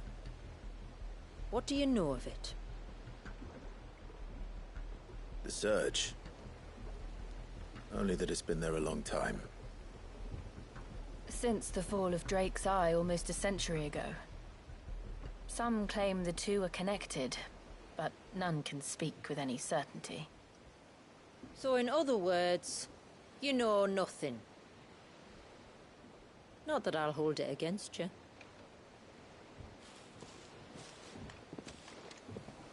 The wave was raised by Leviathan in an act of rage. Moments before the waters were stayed, and the Icon and its dominant bound within. And you want us to? Rescue him. Yes.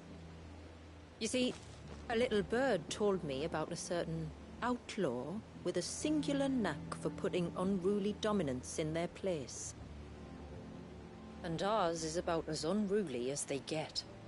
For years, we've searched for someone who could hold their own against an Icon. Someone just like you. So what do you say? Will you help us? What exactly did your dominant do to warrant this punishment? What did he do? He committed the greatest crime one of his kind can. He was born.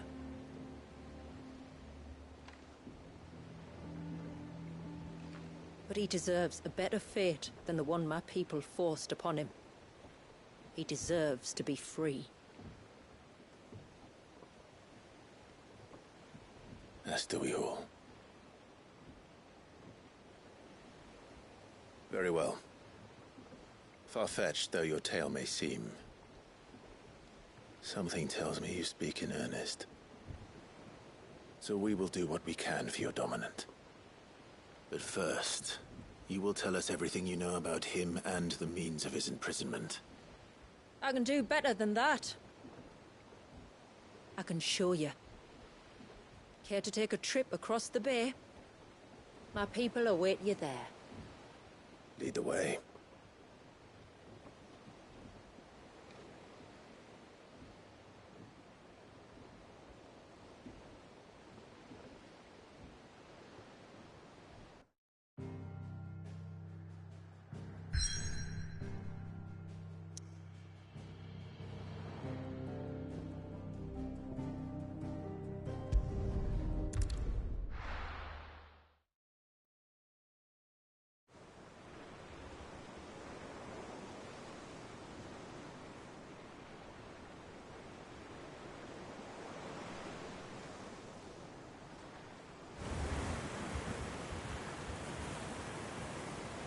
All right, you might want to hold on to something.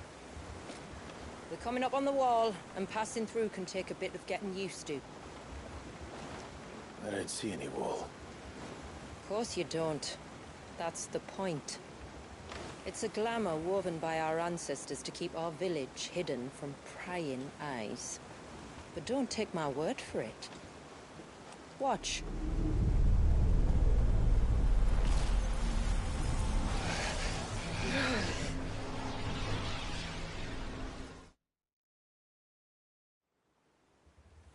Oh, that was worse than a slug of Bacchus wine. Clive, the sky. It's blue, but how is that possible?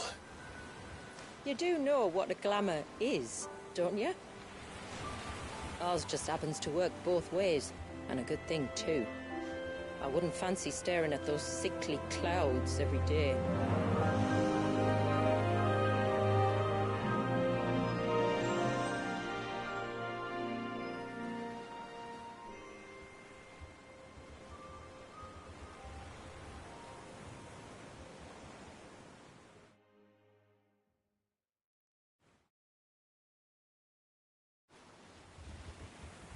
And that concludes our little voyage. We're here.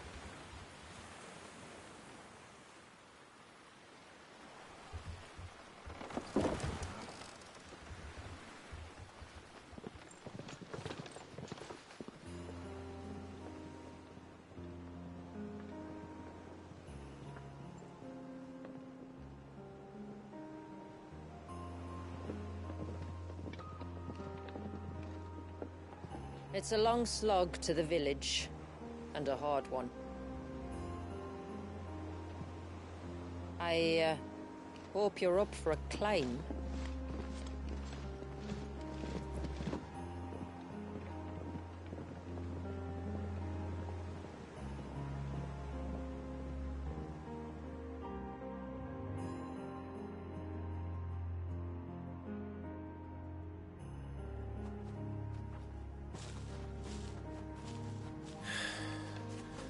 Finally.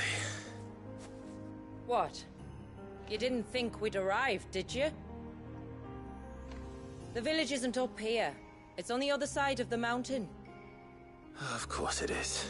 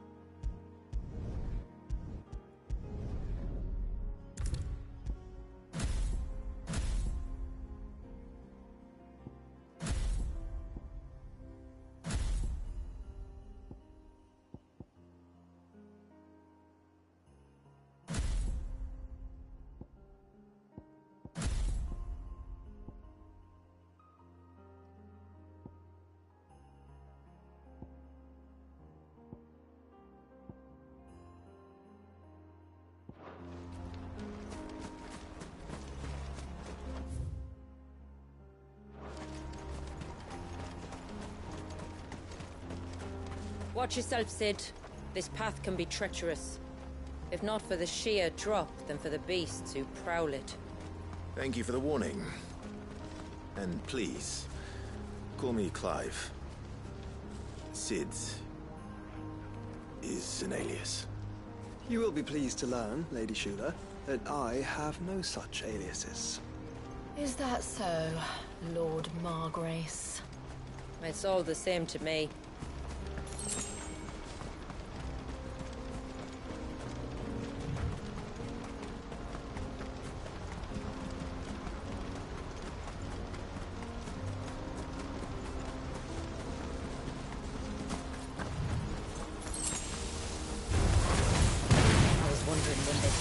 Stand back. We'll handle this.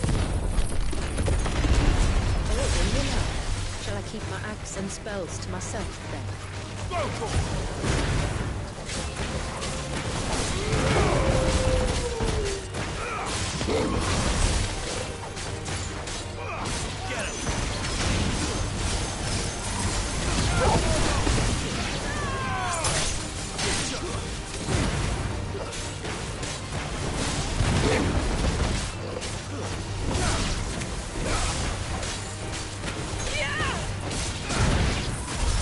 Earlier you mentioned spells, yet I see you carry no crystals. Since when did a bearer ever need crystals? But then, where is your brand? Waiting for me in Sunbreck, if I ever get careless. Then it's in for a long wait.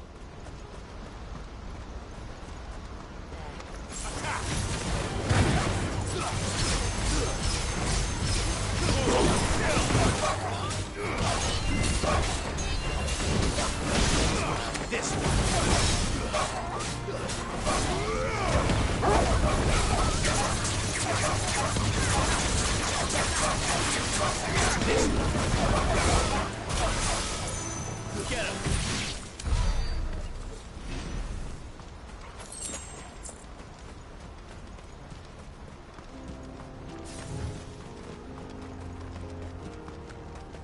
We're almost at the summit. From there, you'll have a better view of our home.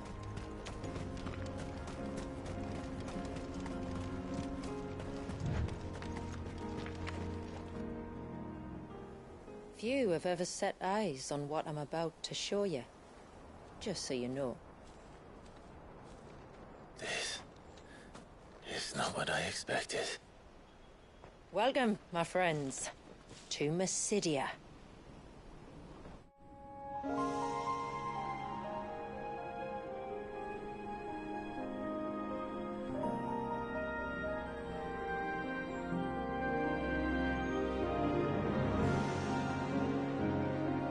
It's been a long time since I saw the North looking so alive. I'm sure you have plenty of questions, but it's been a long journey, and I expect we could all do with a rest.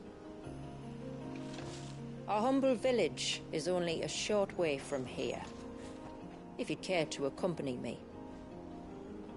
Let's get ourselves in front of a fire, and I'll tell you everything you need to know.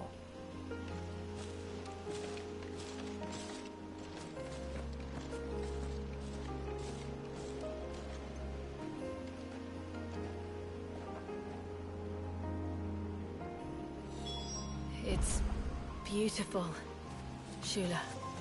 And we aim to keep it that way.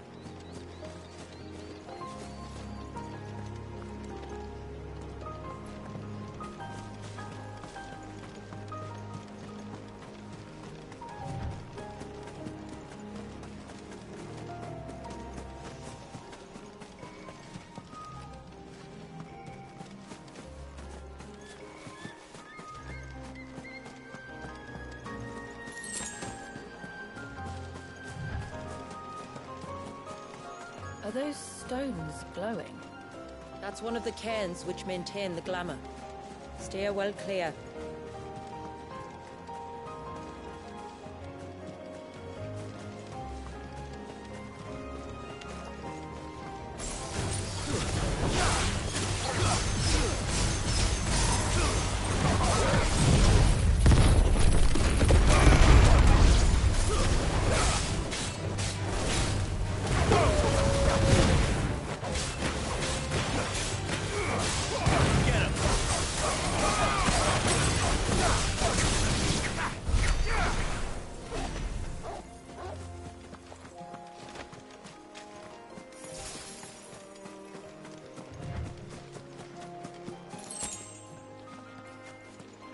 If the surge was an act of rage...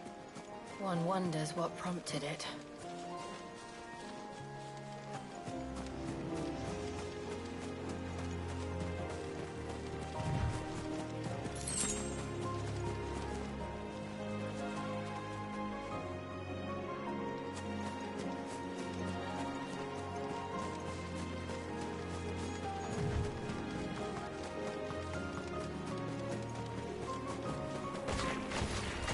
Get surrounded. Get him!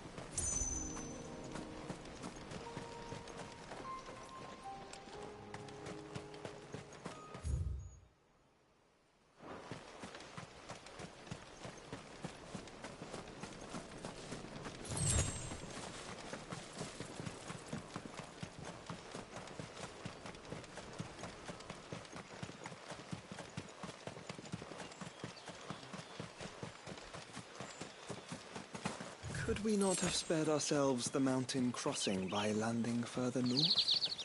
In clear view of the bay?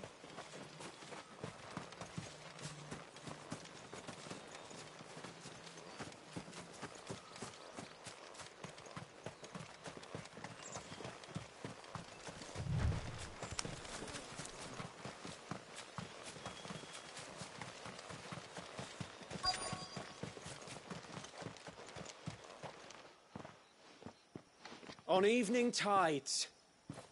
Does morning's light return? Open the gates! The tributary is home!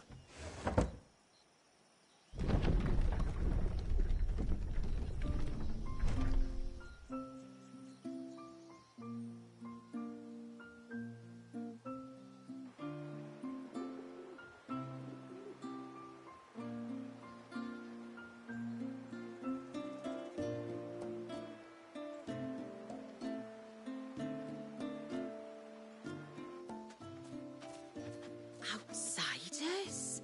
Well, I never. Look at the size of that dog. All right now, back to your duties. You'll have to forgive my people their curiosity.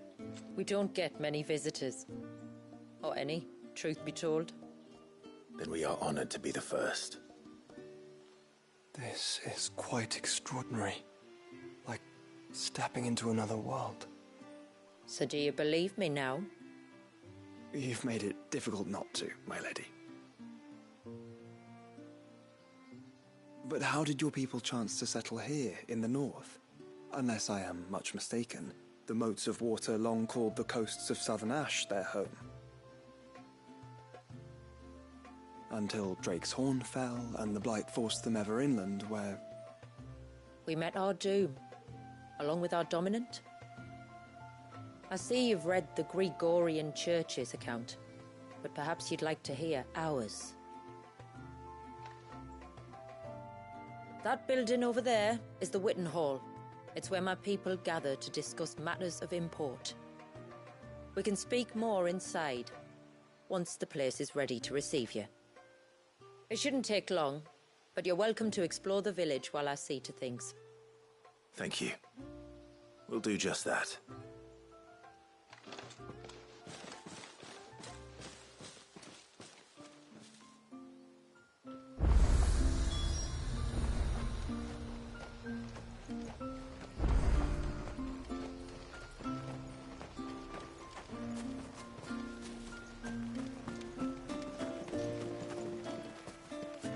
He's coming over here.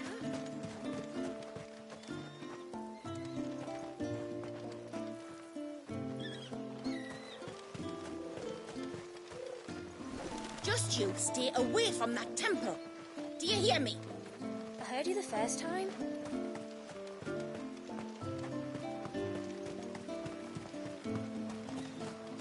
I'm sorry, but I don't like it. Outsiders should stay on the outside.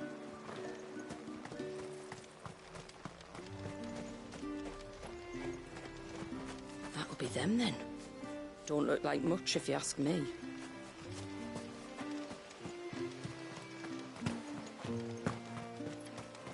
Look, that one's got a black cape. Do you think he's the leader? Look, Nan, it's the outsiders.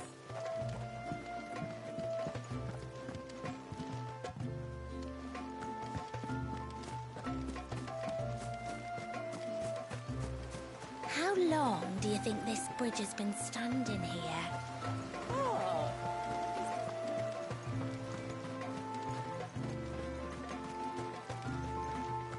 Suddenly, there were curls everywhere I looked. It was all I could do to make it back to haven without being torn limb from limb.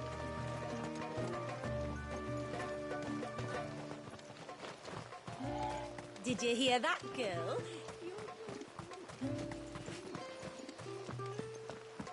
Seems like one of the cairns was disturbed by an ibex.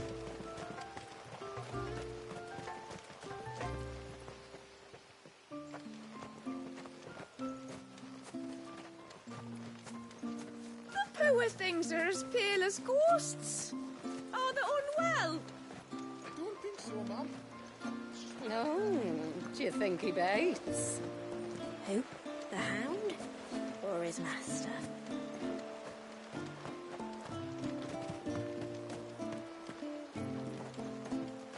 Welcome to Haven. The tributary awaits you within the Witten Hall.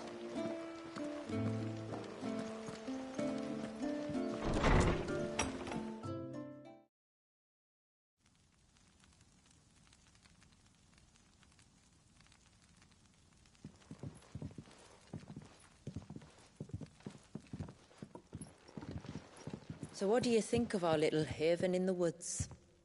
It might not have all the comforts of a southern settlement, but at least it's ours. And there's a lot to be said for that.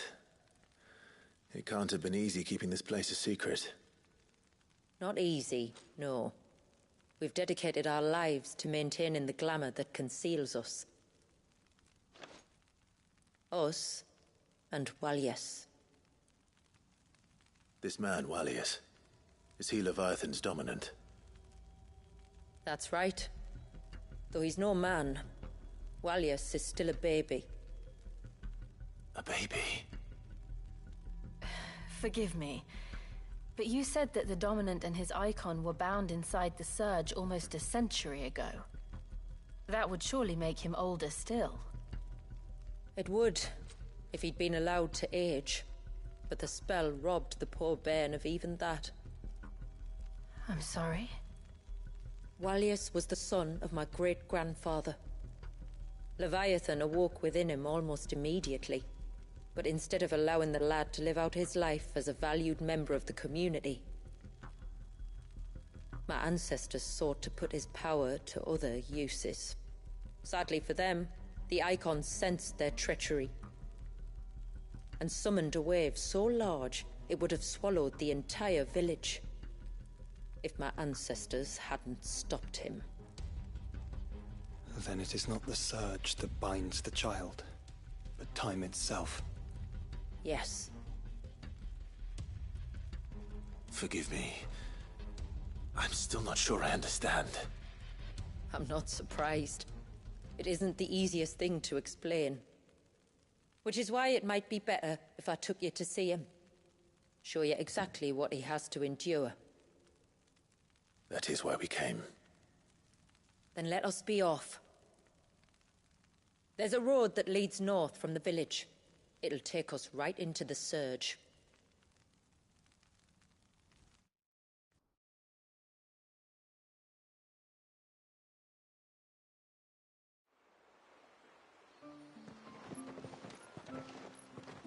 Are you bound for the Wave, tributary? We are, Delina. Have you spread the word about our guests? I have. Everyone knows to treat them as family. You shouldn't have any trouble now, but just in case, I would have you accept this symbol of our people.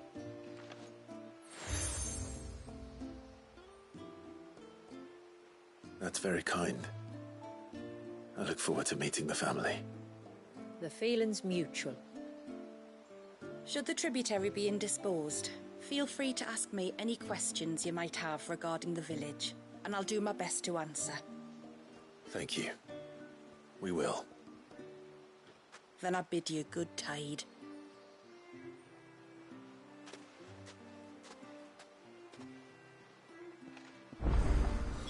Our storehouse lies across the bridge. Sid. If you're short of supplies, you may... You are Sid, aren't you? The man the tributary told us about? I wonder if you could help me. With what exactly? Oh, nothing too troublesome. Do you know my husband, Pavat? He's the village smith, among other things. Anyway, his name day's not far off, and I wanted to make a gift for him. He's a craftsman, you see, and he's been fretting about running low on the flowers he uses for dye making, so I wondered if you might collect some for me and give them to him. Would this gift not be better coming from you? Perhaps, but it can't, for reasons I can't go into.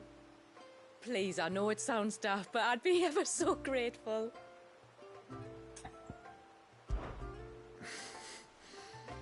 Fine. Which flowers does your husband need? The sweet little blue ones that grow around the fount. Elder's blessings, they're called. We use them to dye our fabrics so we always feel close to water like they are. You don't need to go to the trouble of picking them yourself, though. Just speak to the field hands and ask them to share their harvest with you. 2 basketfuls should be enough for my husband to be getting on with. 2 basketfuls it is.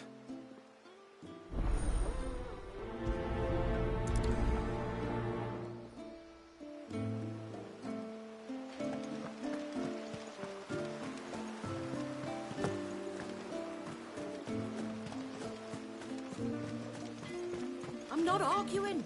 The child... Wearing. Oh, I'll have her hide when she gets back. Oh, sorry. I was leagues away. How can I help you? If you're after something from the storehouse, it's actually my wife you'll want to talk to. She will have to charge you for the goods, though. Not that we'd fleece you or anything. It's just, you know, needs must. I understand. Saying that, she might not be able to get anything down for you for a bit. Ah, right. She's got her hands full with the inventory, you see. It should have been my daughter's job, really, but the willful little Rills decided to make herself scarce. Ah, the heavens only know where that girl's got to. If you'd like me to keep an eye out for her. Oh, no. I couldn't ask that of an outsider. Could I? You wouldn't mind? Of course not. She won't have gone far, will she? I hope not. But I've scoured the entire village for her and come up empty-handed. Can't help thinking she might have gone on another one of her little adventures. Ah, a free spirit, is she? Aye, that she is. Can't get her to sit still, especially once she heard you lot were on your way. Outsiders! You should have seen her little eyes light up. But if she wanted to watch you arrive, she'd have made for the low gate where you first came in. The guard there might have spotted her. Maybe you could ask him. Ruka, her name is. All right. I'll let you know if I find her. Try not to worry.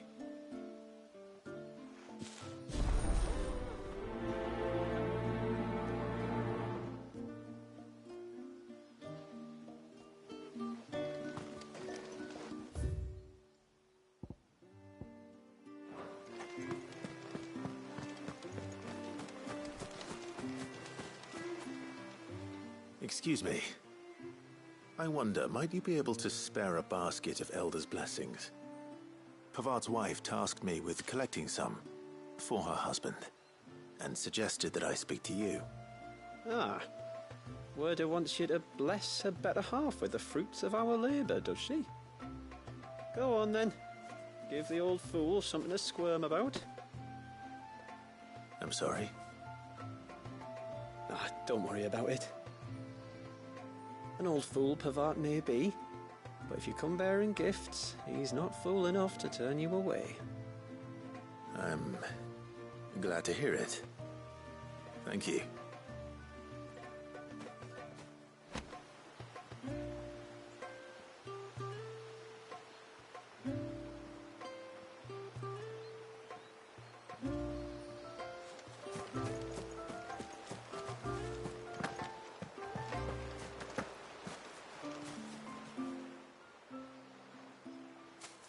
Ah, welcome to Haven, friend. Thank you. Forgive my presumptuousness, but the smith's wife has asked me to make her husband a present of some Elder's blessings. 2 basketfuls, to be precise. Well, I have 1, if that's any help. It is. I'm much obliged. They really are beautiful. Aren't they just? Though that's not the only reason they have a special place in our hearts. Legend has it that when our people fled from Ash, the tributary of the time took some seeds with them. And as they wandered high and low across the Twins, he'd plant them wherever they stopped for water. Every elder since has done the same, So when we finally put down roots here in Mysidia, the flowers did too.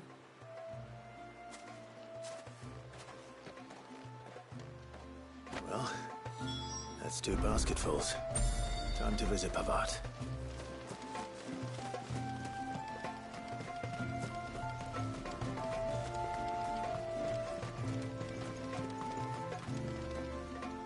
Excuse me. You haven't seen the storekeeper's daughter, have you? Little Ruka? I have, as it happens. She went out through the gate not long ago. Out of the village? Alone? Aye, she does it all the time. There's a path off to the left which leads down to the river. Nice little spot, that. And safe as you like. The beasts of the mountain don't dare come so close to the village. That's where she'll be. Go and have a look if you don't believe me. I will.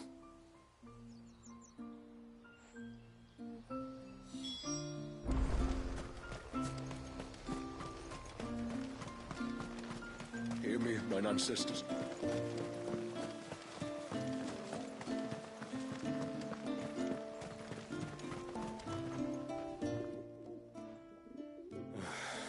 What do you want? Your wife asked me to bring you these flowers.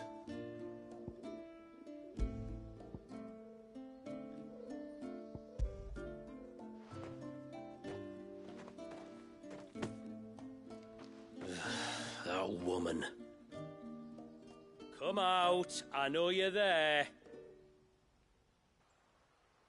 Who? Me?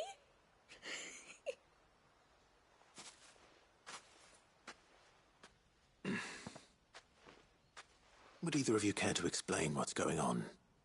I'm sorry. I didn't mean to deceive you. It's just, my husband can be a bit standoffish at times, and I thought this might be a good way for the two of you to get acquainted. What with you being a swordsman like, and him being the only smith in the village. It'd be a shame if you couldn't turn to him for help. The only reason he couldn't turn to me for help is because I had my hands full with all the orders you lot dumped on me. I'm pretty much done with them now, though.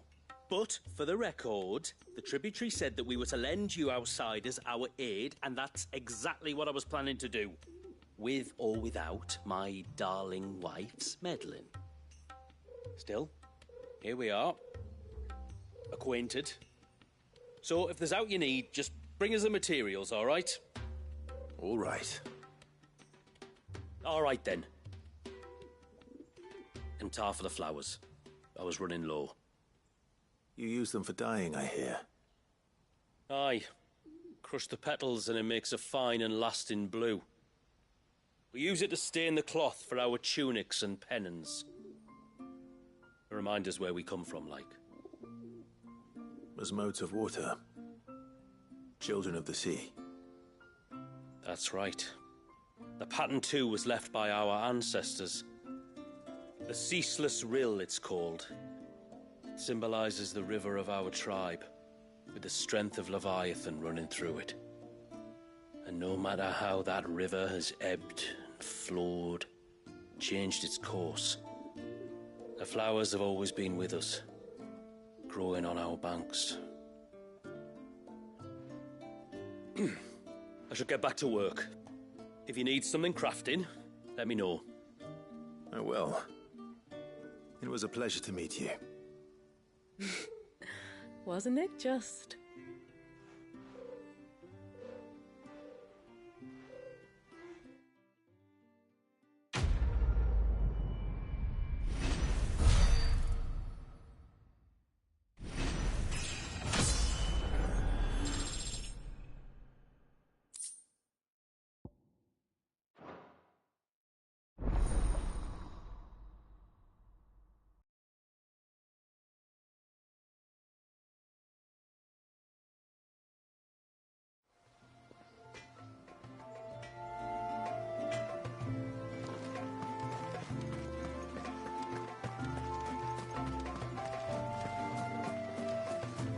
Hear me, mine ancestors.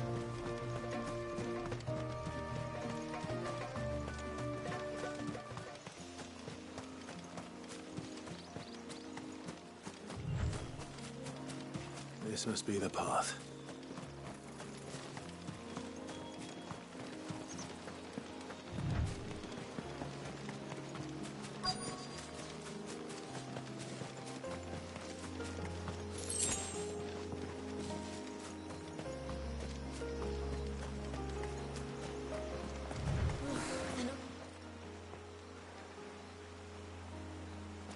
It's you!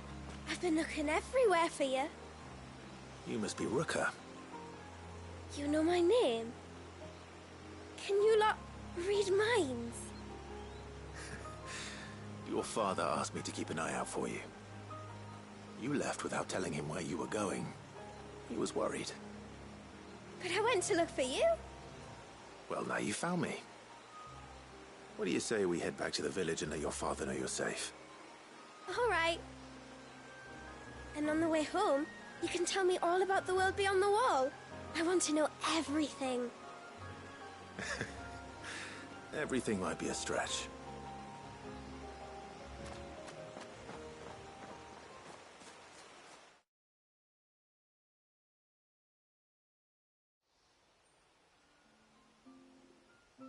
Thank you for bringing her home.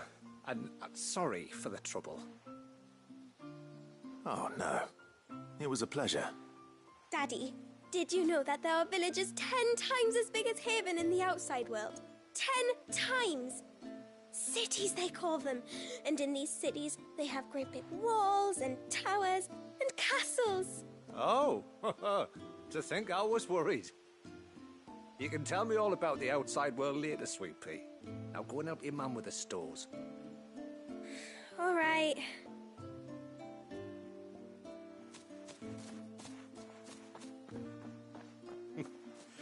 Thanks for putting up with her questions. She, has a lot of them. One of the big ones being, what are the people beyond the wall like? Reckon you've made a good first impression. Are we the only one she's ever met? That you are. The rest of the world can't know we're here, so we'll have to be very careful who we're letting in and out. A few of us might make the occasional trip to shore for supplies, but for the most part, we make do with what we've got, including what the old Northerners left us. Yes. You built on top of the old ruins, didn't you? Well, they're made for fine foundations. Their masons clearly knew what they were doing. That's one thing we don't have to worry about. Oh, it's everything else that's the problem. Medicines, metals for tool making, anything like that. We have to dress up as travelling merchants and make a trip to the outside and pray to every cloud in the heavens that nobody sees through us. Which explains why you need Gil.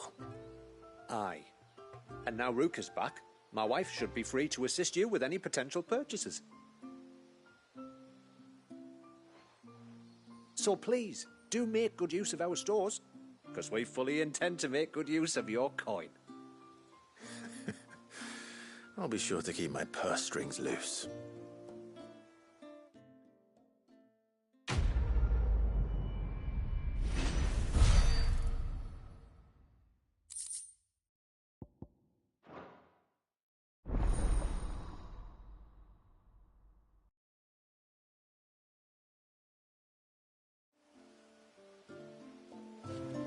It's a pity nothing but the foundations were left standing. The whole storehouse made of stone would make it a lot easier to keep out. Thanks for bringing me daughter back. I don't grudge you looking for it anyway. Now we've got the inventory done, I can... When you've decided what you want, just let me know. May it serve you well. Well, if you're sure you need it. Here you are. Then I bid you good tide. What do you think the tributary season was outside? How long do you think this bridge has been?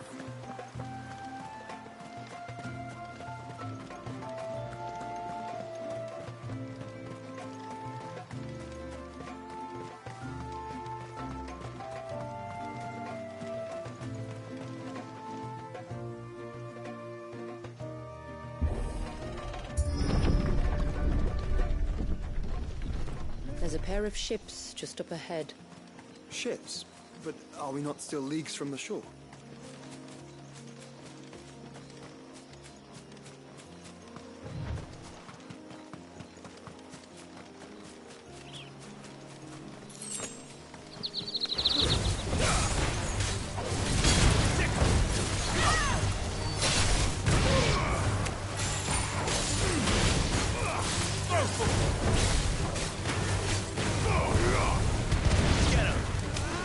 Route to the surge is due east, past the second galley. Computer, how did these ships come to be here? What do you imagine happens when an iconic water gets angry? What did you have to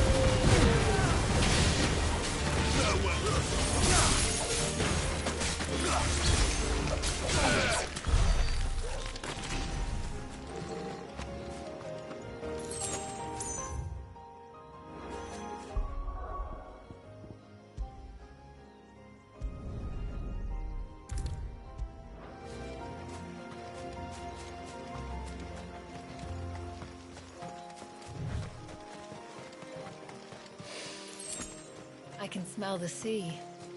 It's not far now.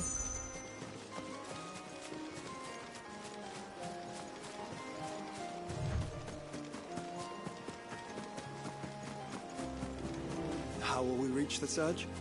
We'll follow the coastline north. There's a bridge that'll take us across to the cape.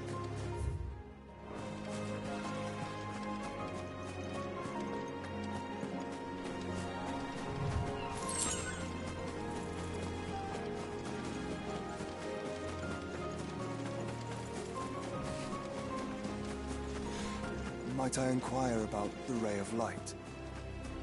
It's what prevents the surge from being reclaimed by the sea. And Dwalius by his people.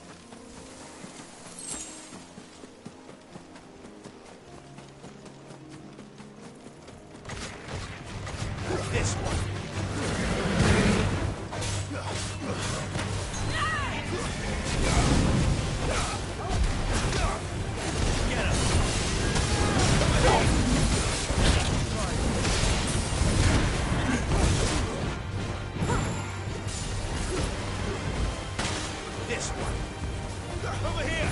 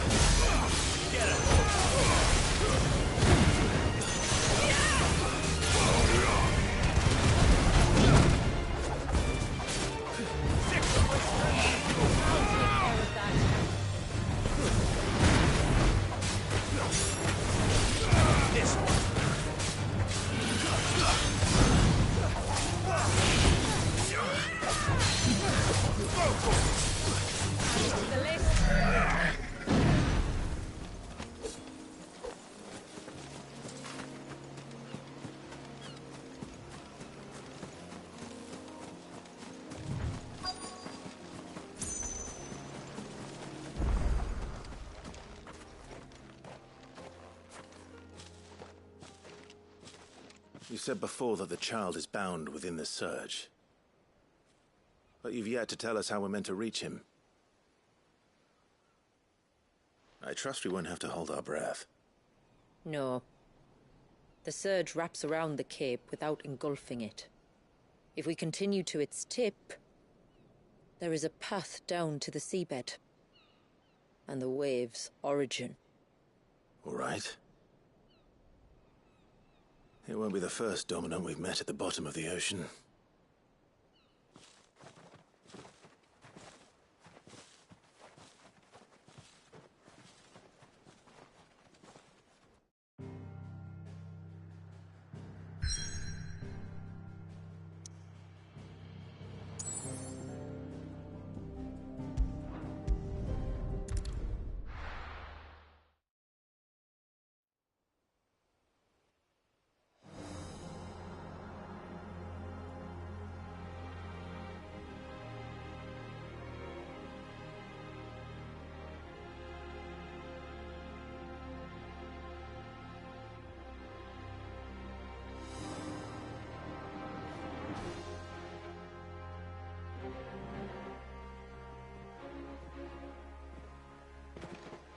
It's not much further now. The path seems well kept. Do you and the villagers often come this way? Only me. Once every new moon without fail. It is my duty both as village elder and Walyus's descendant. But surely no one blames you for what happened. Why should you bear the responsibility alone? You misunderstand. I do it because I want to. To show him that he isn't alone, and that there are still some of us who would see an end to his suffering. Suffering you will soon witness with your own eyes.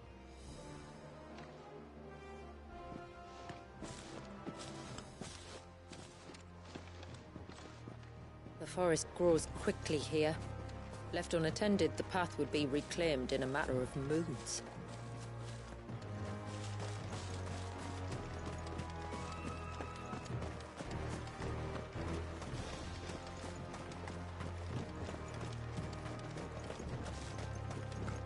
Does the light point the way to the child? It does indeed.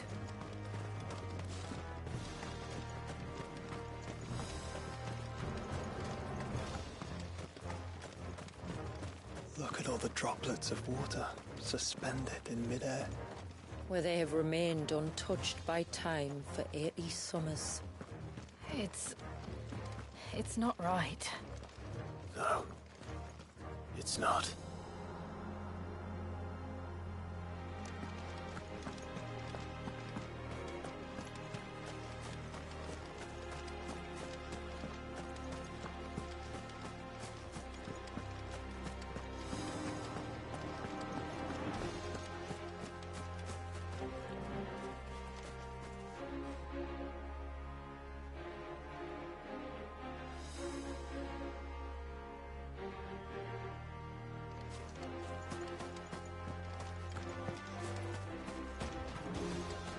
There.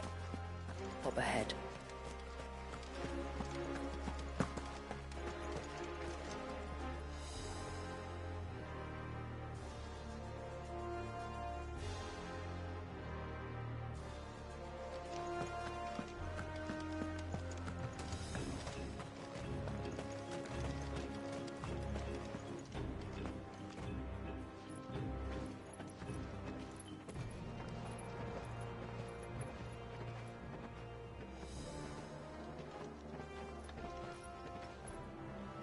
Down in the center.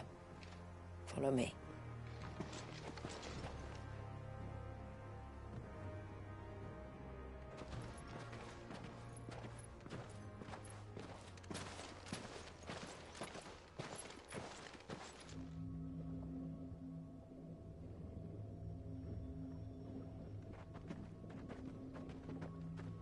He's still primed. I'll never forget my first priming. The fear. And I was old enough to understand what was happening. One can only imagine how this poor child felt. He is the victim of an unforgivable sin, committed by people who saw him as nothing but a means to an end. He must be so frightened. Then I'll ease his burden. You don't mean... I'm not going to hurt him. Contrary to the tales, I don't go around killing dominants for no reason. What if I told you there was a way to remove Wallis's icon? I tell you, you were a madman. It's hard to believe, I know. But it can be done. Though, it isn't without its risks. Part of the icon remains no matter what. So, it might still come to violence. I don't know. It depends on the dominant. I've seen things end well, and I've seen things spiral out of control. But I do know one thing. If we turn our backs on this child, there will be no end to his suffering. And I think that a worse fate than the alternative. Don't you?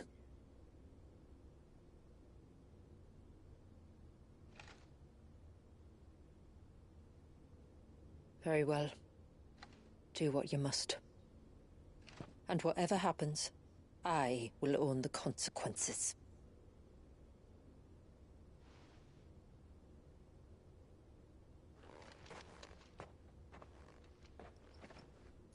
Don't be afraid, little one. Let me bear the weight.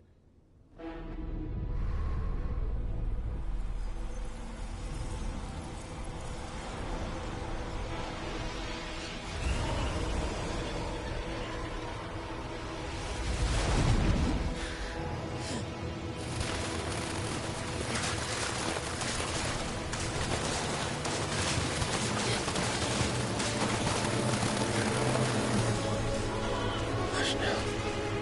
It's going to be all right.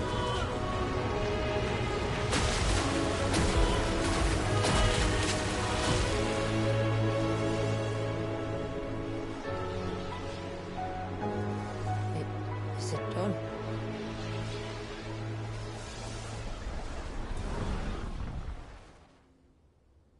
I think so. I can feel the icon inside me. But something's wrong.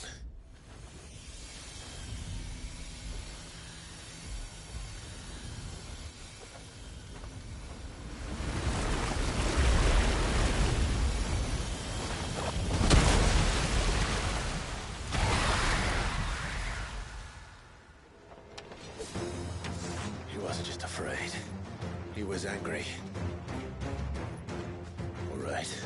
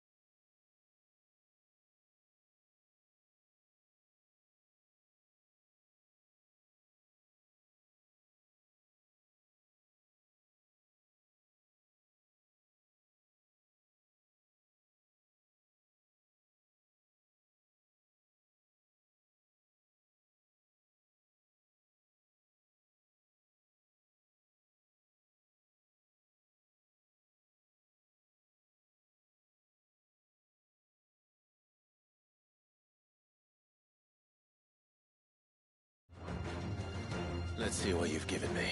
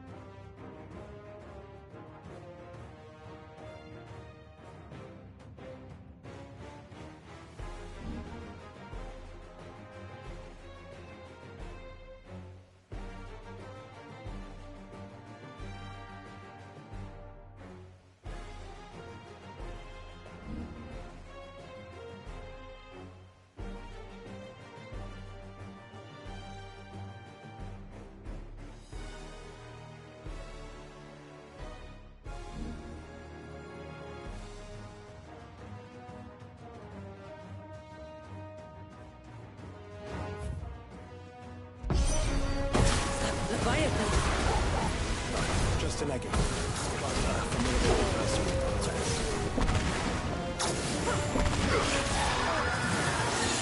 Oh, look. As friends.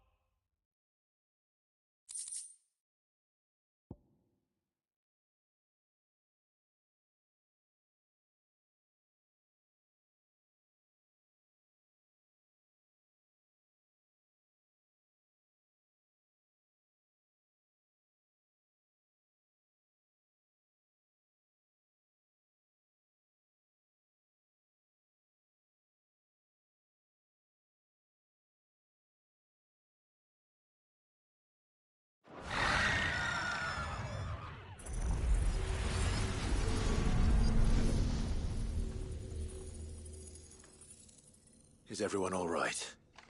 He seems calmer now.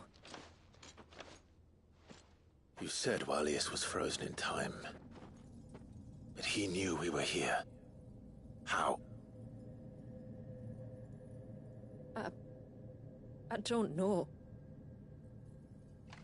He's never reacted to anything or anyone. Until now. The child has been bound for nigh on a century. If he has been conscious from the first, we must remove the seal at once. It's not that simple. I wish it were, but... there's more to this tale. It would be better if I explained back at the village. I see. Then let's return before it gets dark.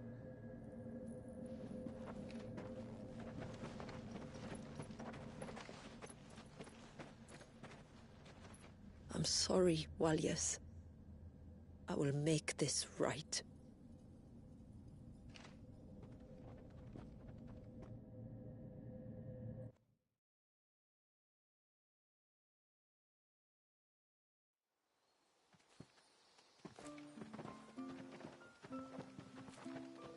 So, part of Leviathan is inside you now, is it? Does it hurt? No. Not anymore, anyway. Good. Because I still have need of your strength. If you want to know the rest, we should head to the Witten Hall. Of course.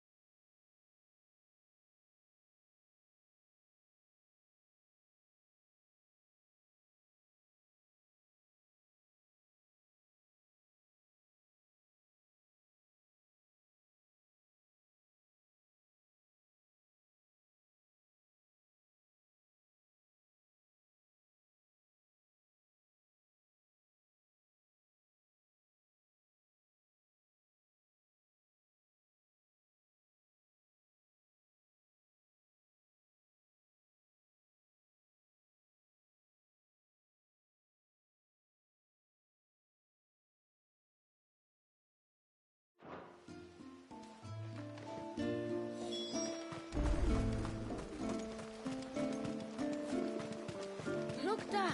The tree's back.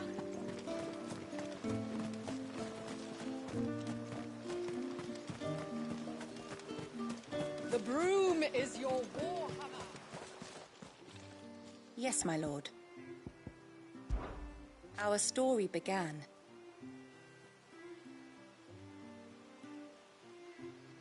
After the fall of Drake's Horn.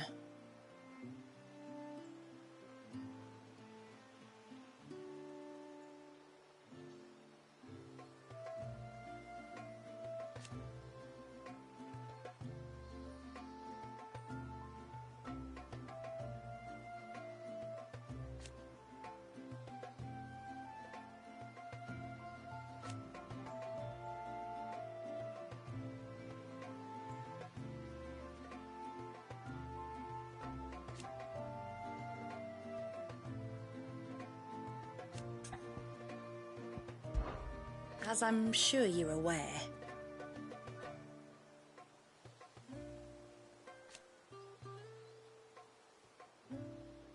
the secret of the spell itself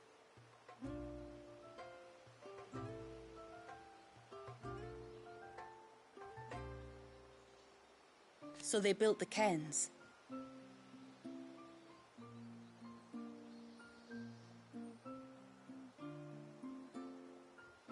and thus we hid ourselves away.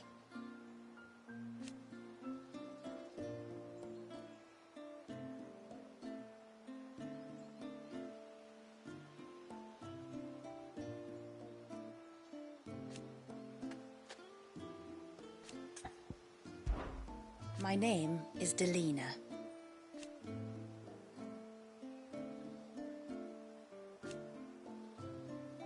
By way of example,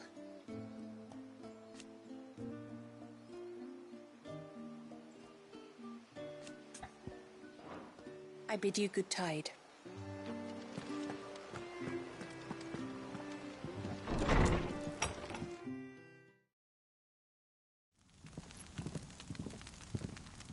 To understand the spell which binds Walyas, you must first know who we are, and what drove my forebears to commit such an atrocity. This tapestry is our story, the one that brought us here. After generations of wandering, my people sought refuge in northeastern Storm, some 170 years ago. But in exchange for our safety, the Gregorian Church demanded we renounce our faith, and branded us heretics when we could not. To be exterminated, as a lesson to others. And so was it chronicled in the Imperial histories, for anything less would have made the Church seem weak. Yet a handful survived. The few who did fled north and west, and in doing so discovered two things that would forever shape our fates. The first was an old legend, revealing how to make your very own Mother Crystal. But that's impossible. As they were soon to discover, aye, far too late. Our ancestors convinced themselves that they could recreate the divine if they could only find a strong enough heart. A living being capable of channeling torrents of ether. And the heavens provided. A dominant Walyas. They'd stumbled across a nostrum in an ancient ruin, which they believed could provoke a sudden outpouring of a creature's ether. They meant to enrage his icon. Leviathan would have destroyed everything, had our people not made their second important discovery. A means to stop time itself. Where did they find that? The Northerners had no such magics, or they would have used them. When our ancestors first arrived, the land was uninhabited, save for an old witch who lived on the highest peak. Her body had been consumed by the curse, a cruel payment for her long years of service to the Northern Thanes.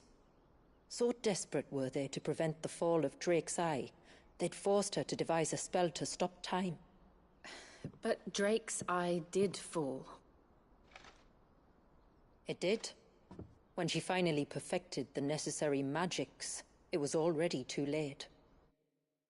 As punishment for her failure, the Thanes exiled her to this forsaken place to live out the few days she had left. Knowing her suffering, our ancestors cared for her as best they could, and in return, she gifted them her spell. That even though she should die, her legacy might live on.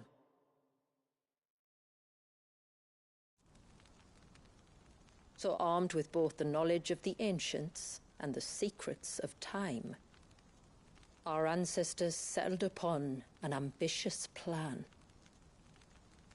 They would create a new Mother Crystal, and enchant it that it might endure for all eternity. Thus would our peoples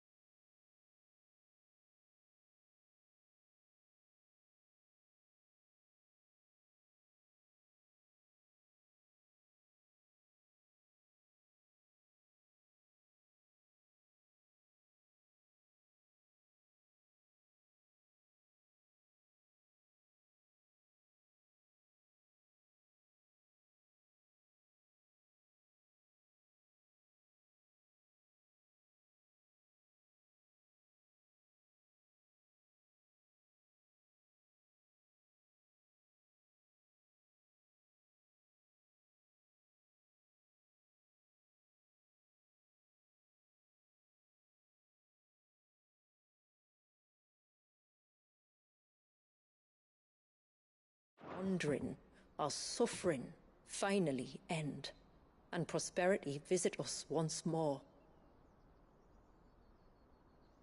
And all it would require was the sacrifice of a single child. A small price to pay, or so they believed. Another victim of man's blind reliance on the Mother Crystals. So we know the seal's source. How do we break it and restore the flow of time? Do you recall the Dome of Light on top of the cliffs to the west? Inside lie the ruins of an old temple. It was there that the witch built the Vare, a conduit of sorts that channels her remaining ether into the Surge. But it's been a long time since anyone set foot in the place. And now, there are others who claim it as their own. Then we shall go prepared for a fight. That said, it may be best if one of us stays behind. You think the village could be in danger? We saw the ether flow from Wallius in all directions, but only encountered a single familiar. There will be more. And should even one make its way here, I doubt the walls could hold it back for long. Then I shall stay. The Phoenix will see your people safe, tributary. You have my thanks. Very well. We should depart at once. I fear time may no longer be a luxury we can afford.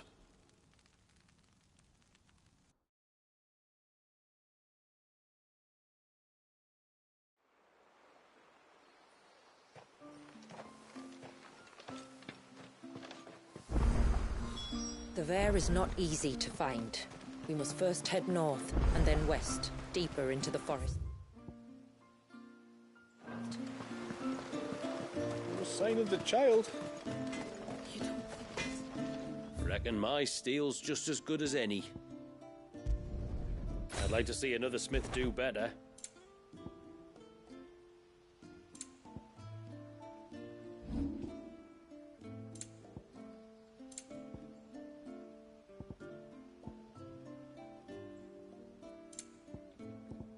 Till next time, then.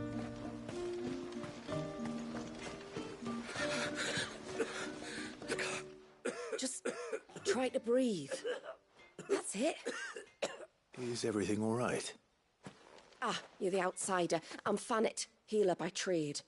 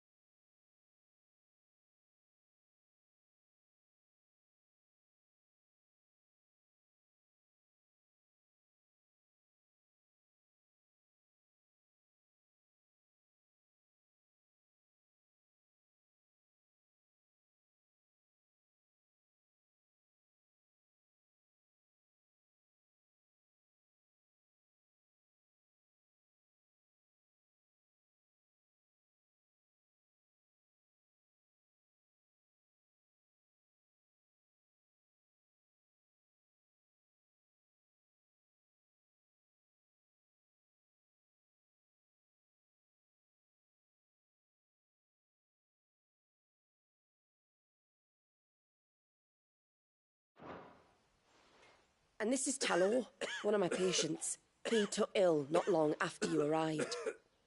Nothing too serious, I hope. I hope so too, but... But? This affliction, it's like nothing I've ever seen before. He complains of feeling chilled to the bone, but there's no fever to go with it. And my most powerful antalgic hasn't done a thing to ease the pain in his chest. I'm starting to wonder if his condition might require a different kind of treatment altogether. Shula said that you were here to help us. You couldn't help me, could you? I'd be happy to. If I can. You can, don't worry. All I need you to do is speak to Talor's son, Pavat, over at the forge, and ask if he knows what his father was up to before he came down sick. Something must have caused this, and I want to find out what. The trouble is, Talor's too weak to speak, and I can't leave his side for long. So while you talk to Pavat, I'll pay his wife word a quick visit, just in case she knows anything. All right.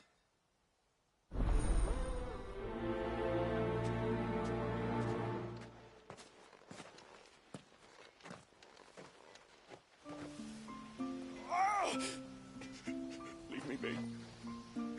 Let me go. Let me go.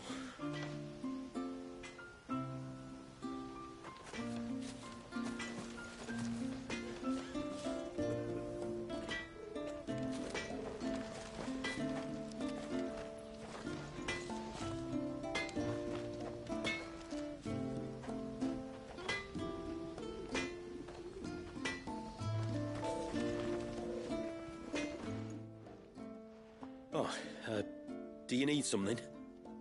I do, though not from the forge. Fanit asked me to speak with you. She's looking into the cause of your father's illness and wondered if you could shed any light on the matter. I see. Sorry. She shouldn't have dragged you into this. It's no trouble, really. Tell me, did your father do anything out of the ordinary before he fell ill? Not that I know of. But then I hardly see him. He's always out and about, like. Well, at least he was. Suppose he might have been a bit more fidgety than usual, but apart from that... When you say out and about, where does he usually go? Just round the village. Wanders over to Blazier's place most days. He's a fisher who lives on the other side of the fount. They're old friends. Maybe he knows something I don't. Maybe. I'll go and speak with him.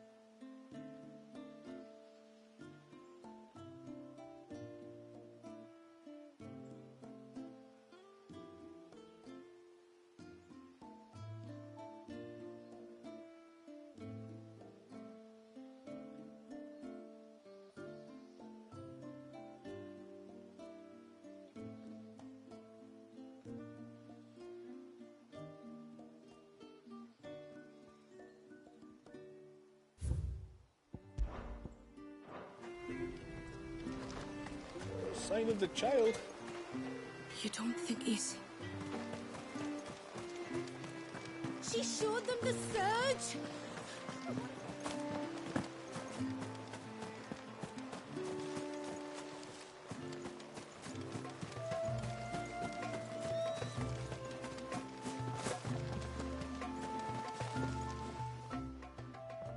Greetings, stranger. What can I do for you? Your name is Blazir, is it not? Pavad tells me you're a friend of his father's, and that the two of you may have spent some time together prior to his illness. His illness? Talor's never been ill a day in his life. I don't know why he'd start now. Oh, Fanny doesn't know either. It was she who asked me to look into his recent behavior on the off chance it might explain how his condition arose. Oh, I suppose there was something that struck me as a bit odd. He kept asking about the woods. Did you see anything strange on your way back from the shore? Are you certain? Do you swear? That kind of thing. I didn't, of course. But he wouldn't let it go. It was like he was expecting something to happen. It was just a matter of when. Not that I know what. But he never told me anyway. Well, that certainly does sound unusual.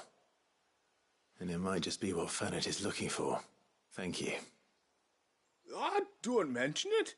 Oh, and when you say Talor, wish him the best from me, yeah?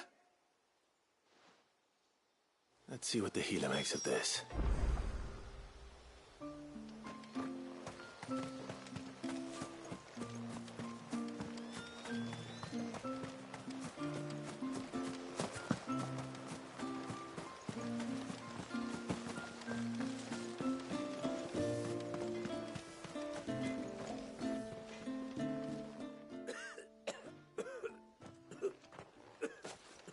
I spoke with Werder, but she couldn't tell me anything.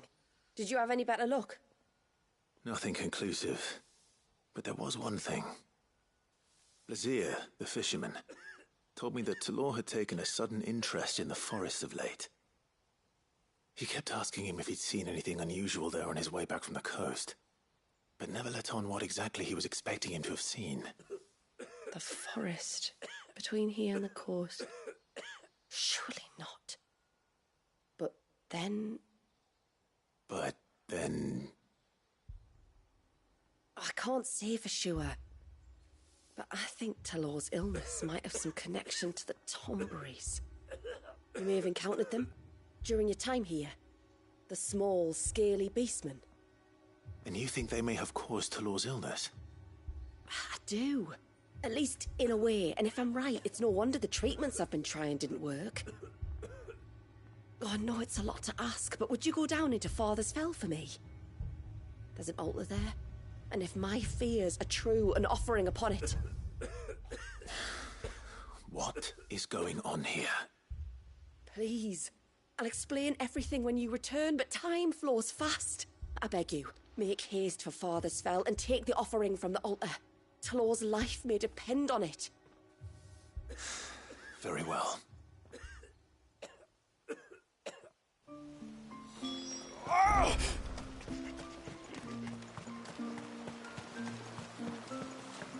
Bastard things.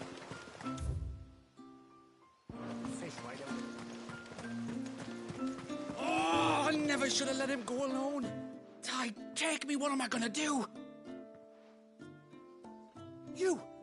You've got to help me. Shula said you were a force to be reckoned with. Are you? Why do you ask? Hey? Oh, sorry. I should explain. My name's Kitav.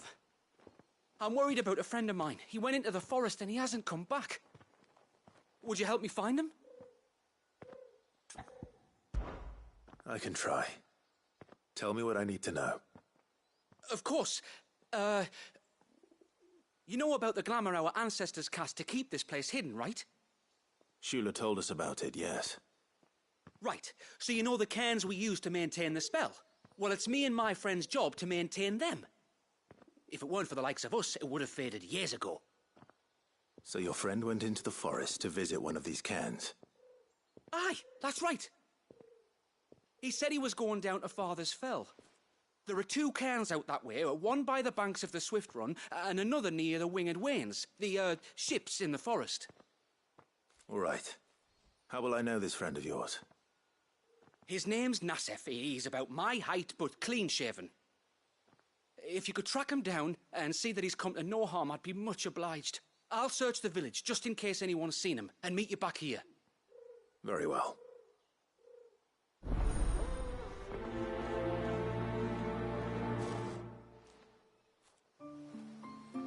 One came by the ships.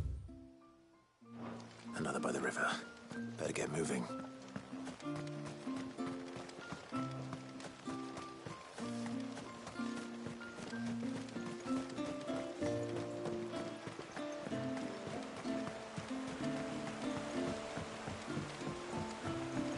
My lord, may I speak with... There is a matter with which I would beg your aid. Of course, what is it? Please, not so loud. Something serious, then? Yes. I think we might have company. I was passing by the low gate when I saw a figure moving among the trees up on the cloak. At first, I thought it must have been you or your brother, so I didn't say anything, but the more I think about it, the more certain I am that the figure looked familiar. And you're sure it wasn't one of the other villagers? Positive. I think it was someone from outside the wall who has found his way inside. Of course, it could just be my imagination playing tricks on me. I only caught a fleeting glimpse, and it might have been you or your brother. But if it is who I think it is, we cannot allow him to leave now that he knows we're here. Would you go and see? He won't try to hurt you, believe me. Given what lurks in the forest, the only one likely to get hurt is him. Very well. Whether the man you saw is who you believe him to be or not, we need to know. It may yet be someone else entirely. Someone who means your people, or my people, harm. Perhaps. Just promise me that if you do find someone up there... Don't worry. I won't draw my sword unless I need to. Thank you. Ymilla, this man you saw, might he be the customer you told me of? I fear so. The customer? I'll explain later. Come on.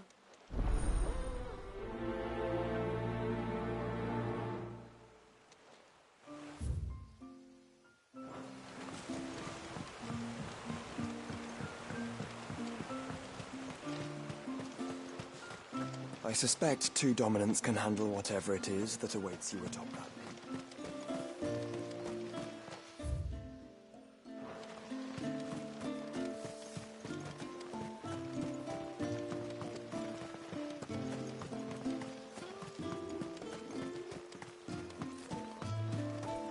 Hail, stranger. Are you a rider by any chance? I am. What gave me away? Oh, I can smell it on you. The scent of the stables. And not just any stables. Something tells me you've never been one to ride half-starved birds with chine-gall and wet beak. If I had a guess, I'd say your bird eats only the finest greens and has her feathers groomed twice a day with a curl hairbrush. Nothing but the best for my Ambrosia. Ambrosia, eh? Pretty name. What's she like? Well, she's tall and strong. And her feathers are as white as snow. You're joking. You've got a white chocobo. I have, yes. I suppose they are rather rare. This I've got to see. Can you bring her here? I would if I could, but I doubt Shula's skiff could hold her. Me dad's got a boat. And he's ferried chocobos before. You could get him to bring her. It'd be perfect timing and all. He's preparing for a trip beyond the wall as we speak. I'm sure he'd help you if you asked. He would. Well, I don't suppose it would hurt to have Ambrosia around. All right then. Where could I find your father? He'll be in the storehouse on the other side of the brook. Tell him Manda sent you.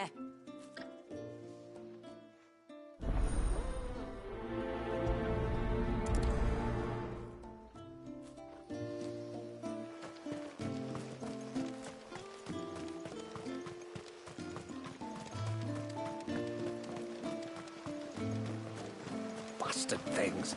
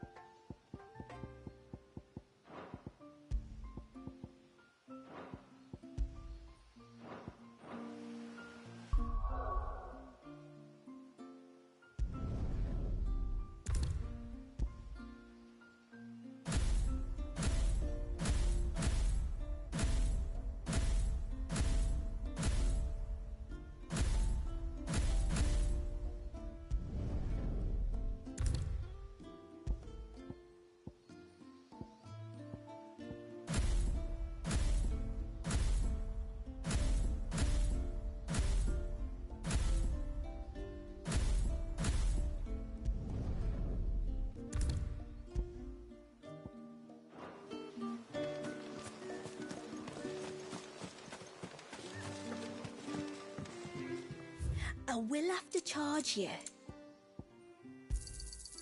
May it serve you well. Well,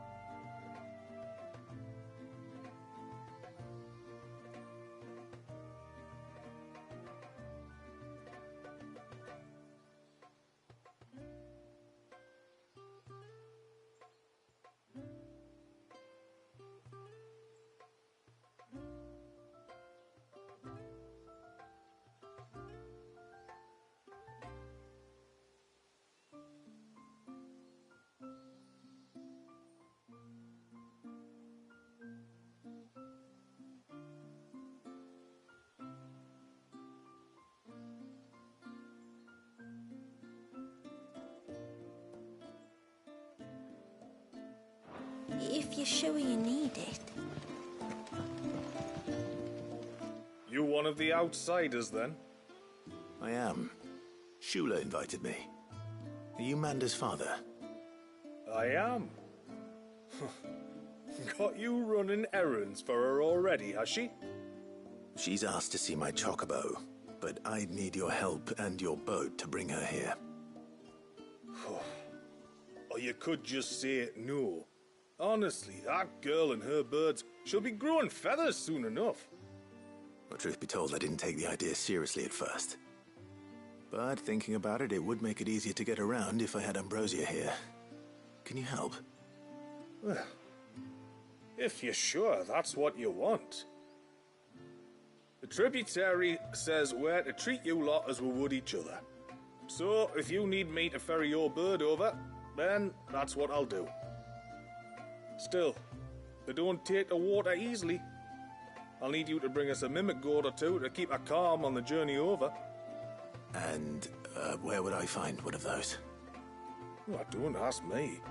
It's been years since I last brought a chocobo across the bay, and I'm told the world's changed a fair bit since then.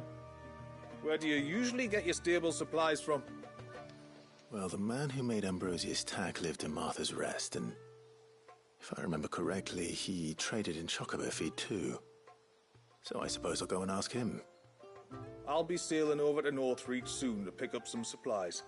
While I do that, you collect your bird and your gourd, and then meet me by the shore. Just don't take too long, all right?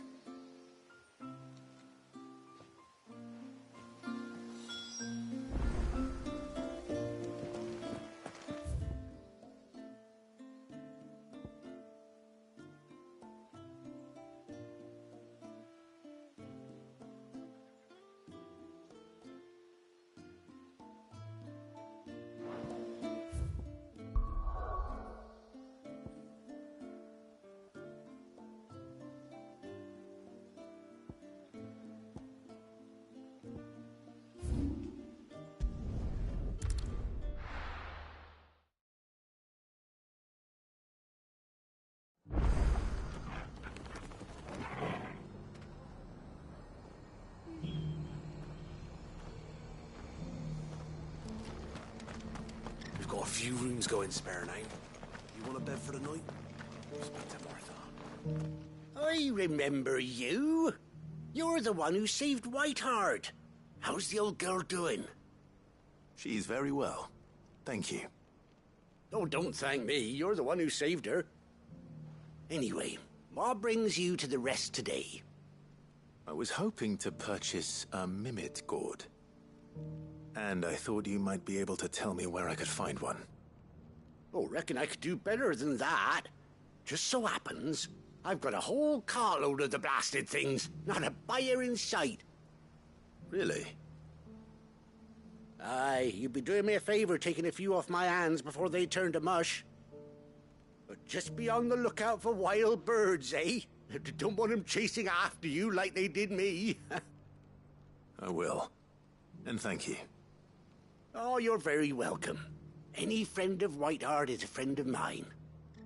And in times like these, friends have got to stick together. We certainly do. Northreach, then. Wouldn't want to keep Manda's father waiting.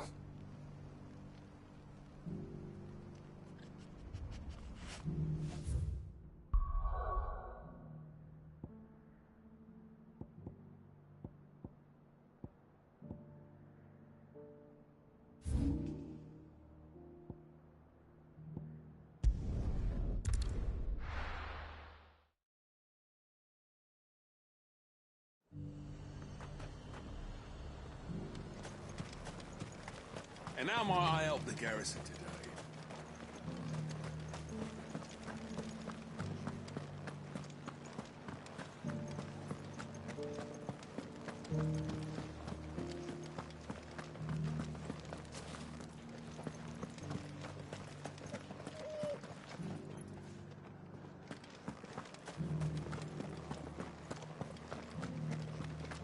Haven't seen any of those beastly blue eyes.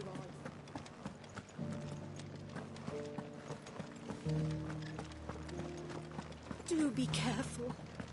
I will.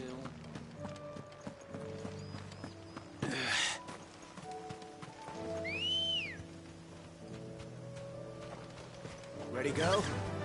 Run like the wind.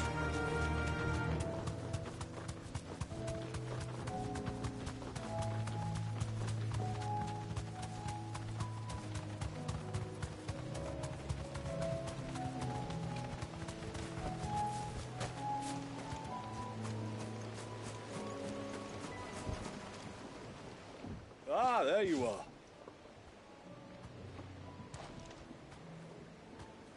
And this must be Ambrosia, was it? Oh, she's a real beauty, isn't she? I have the Mimigord too. Here.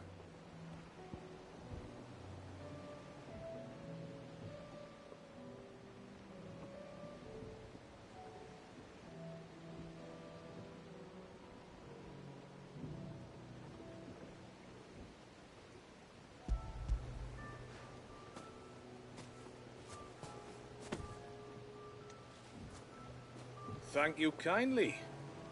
Soon as she's gobbled this up, we'll set sail. We're going to take a little trip across the bay now, Ambrosia. Don't worry. You'll be all right.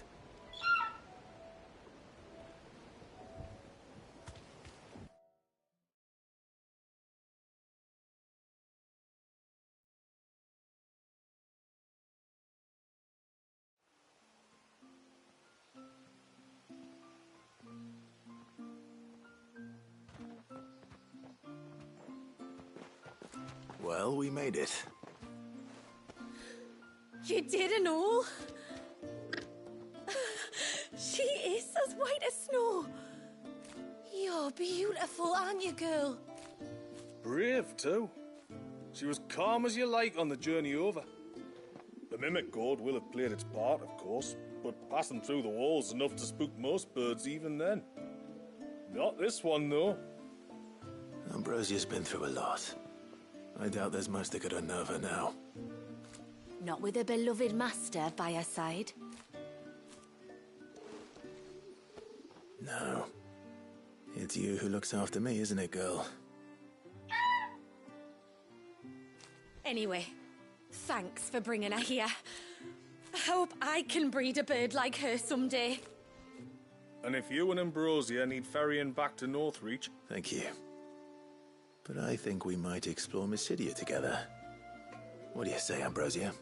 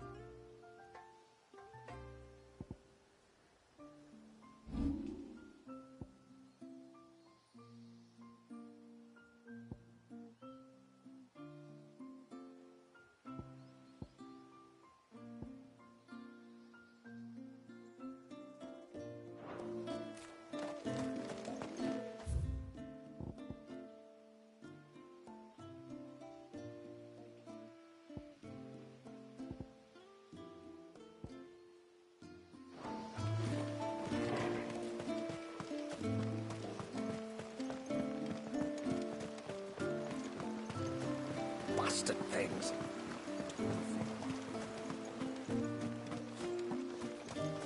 Oh!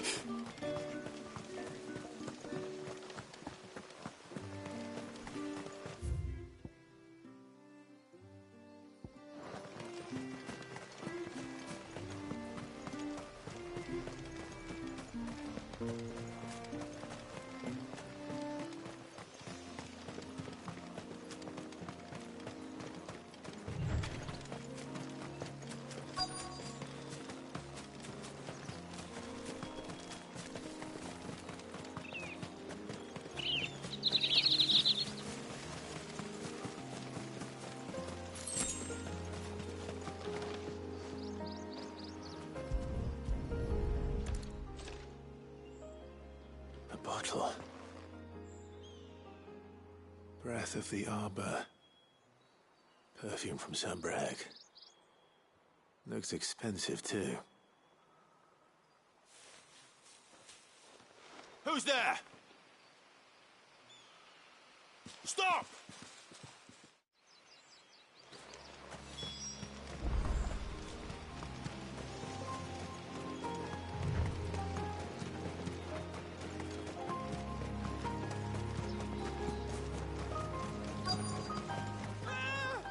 No! No! Hang on! I'm coming!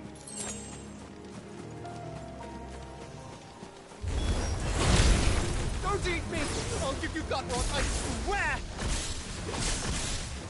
Stand back. I'll handle this.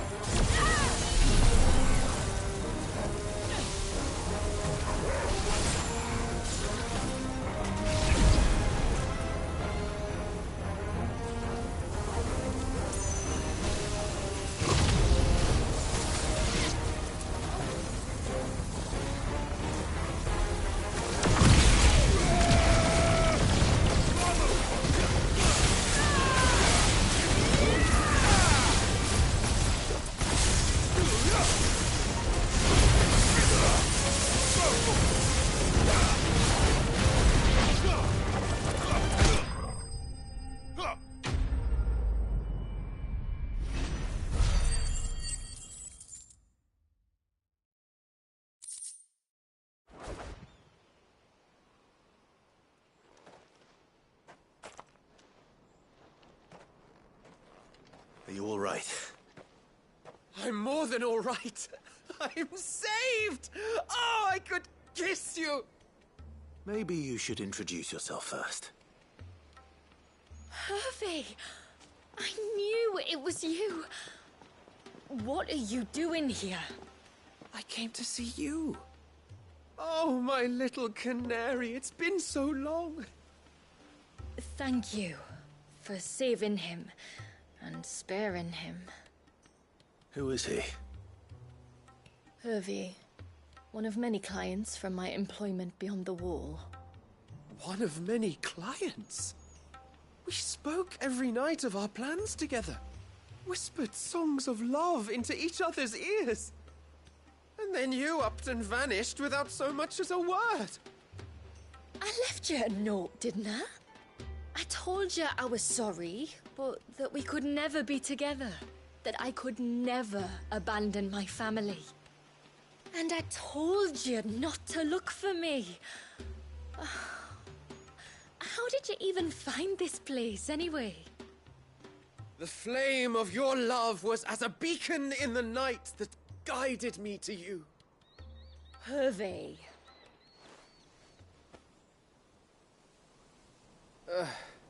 I was walking by the coast near Northreach when I saw a lady who looked like you. Eyes like the ocean.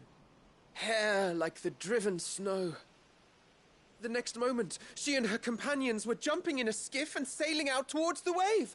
So I, borrowed the nearest boat and started rowing. It must have been Shula bringing us here. So what? You rowed, found a nose how many leagues across the bay, simply because you saw a woman with white hair.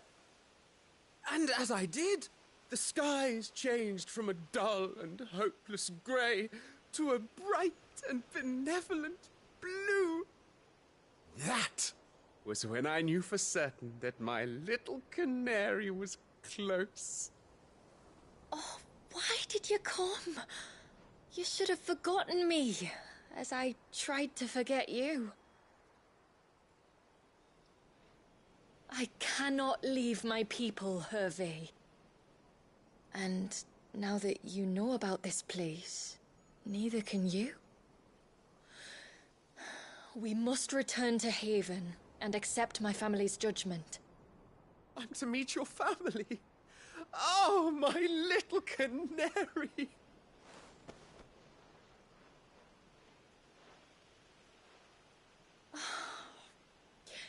Please, come and see me later. You did as I asked, and you must be rewarded for it. But first, follow me, Hervé. To the end of the world and beyond.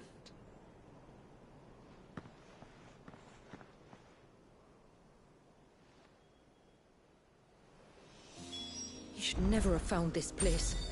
How could I be so careless?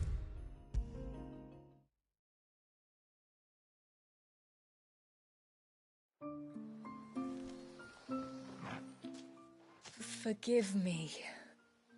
There's nothing to forgive. You two met at the Vale, I take it. When I worked there, yes. To earn the coin that my people need to survive. Though Mysidia is our sanctuary, there are certain necessities that it cannot provide. And for that reason, some of us seek employment beyond the wall. Yet few are the opportunities for followers of a strange faith in a strange land. And so you supported your family as best you could?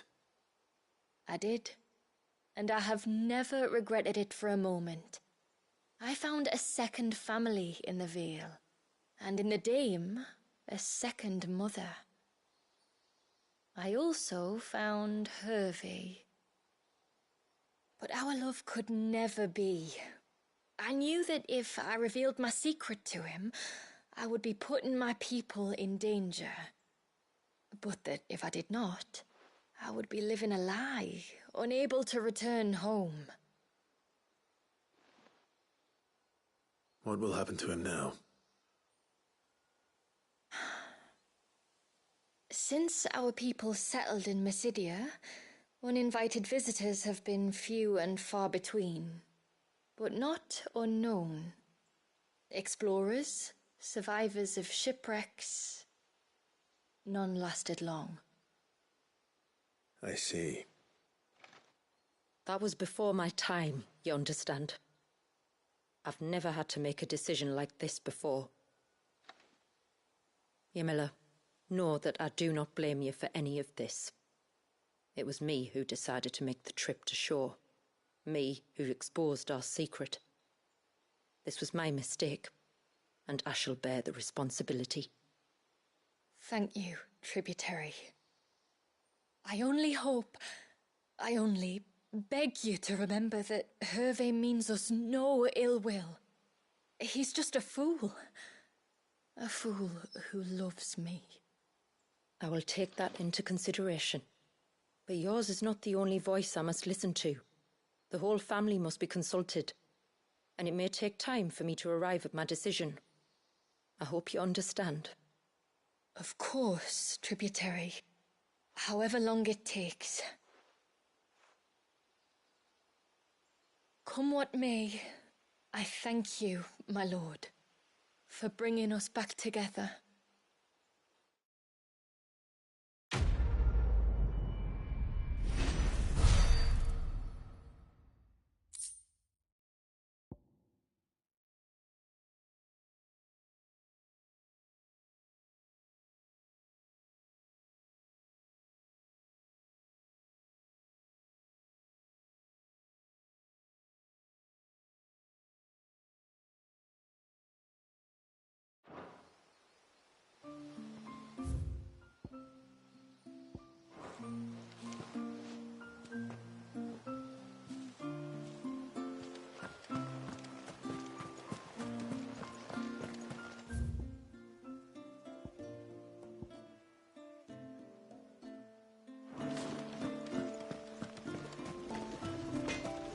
No sign of the child.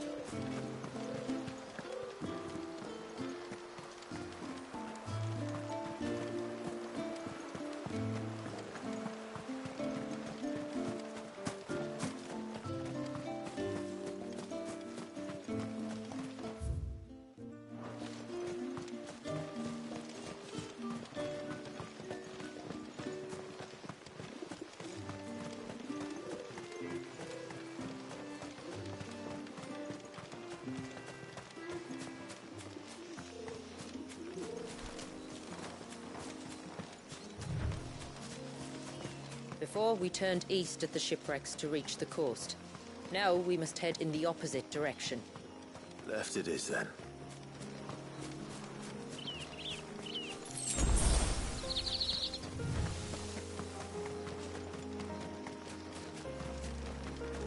If there's one thing I know about beastmen, is that they love to hide in the dark.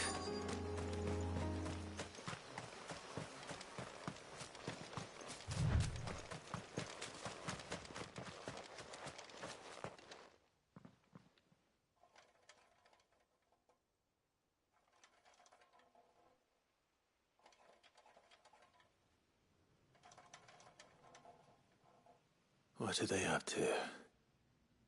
Some sort of ritual.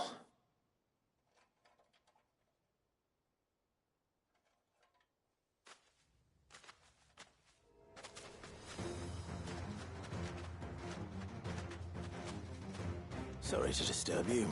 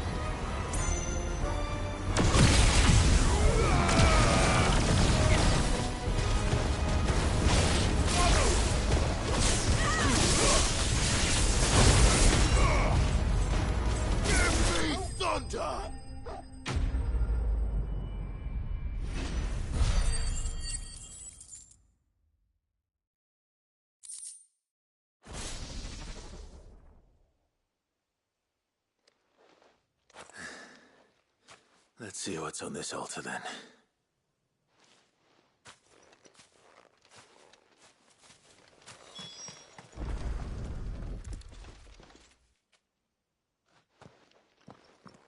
A silver chain.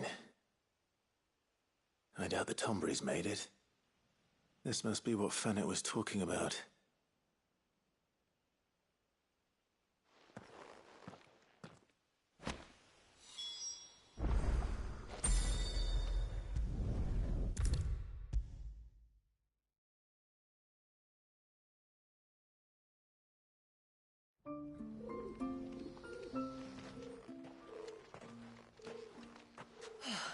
You're back.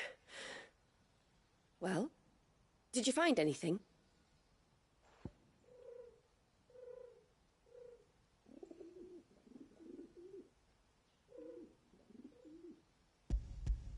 I did.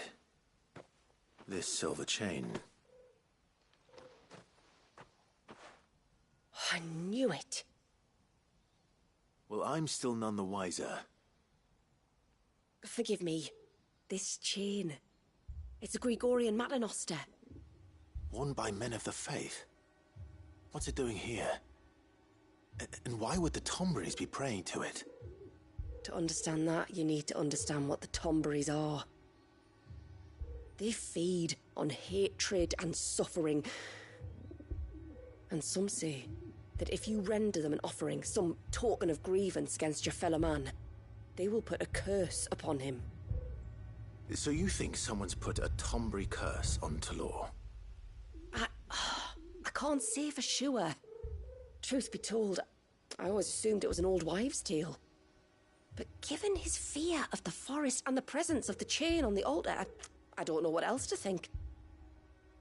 Does Talor have any enemies in the village? Anyone who would nurse such a grudge? No, I believe the one who left the chain at the altar was Talor himself. I beg your pardon? But there's more to the tale, you see. It's said that if you attempt to curse a soul that has returned to the sea already, your ire has nowhere to go but back to its source. You're saying he cursed himself? In trying to curse another, aye. When my father was younger, he was one of the few permitted to venture beyond the wall on trading expeditions. He told us that when he journeyed to Sanbreque, he'd wear that chain to disguise his true beliefs, lest Grieger's faithful turn their cudgels on him. Did they ever catch him in his deception? Might that explain the ill will he bears someone? Not that he ever told me. Come now, let's not waste time speculating about Talor's past. We need to focus on the present, and that means finding a way to break the curse. All right. If there's anything I can do to help, let me know. Thank you. I shall. Aye, and thanks for going to all this trouble. Here, it's not much, but I want you to have this. We call it an Adder Stone. It's a gatherer's charm. Reacts to certain rare minerals we use in crafting. Makes them ring out like a bell, stuff you'd have no chance of spotting otherwise. If you find anything, see that you bring it back to me. I can make you some decent gear with it. If you're interested, like. I am, thank you. And I'll be sure to pay you a visit. Until then, I wish your father a swift recovery.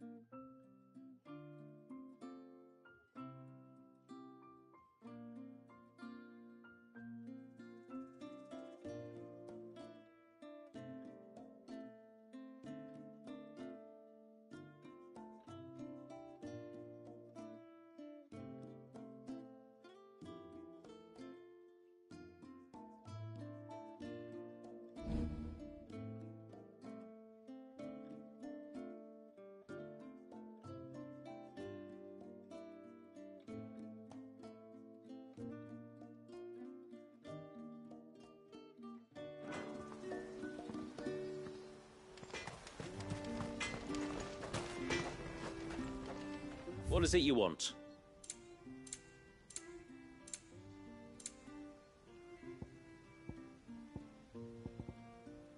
A good tide to you.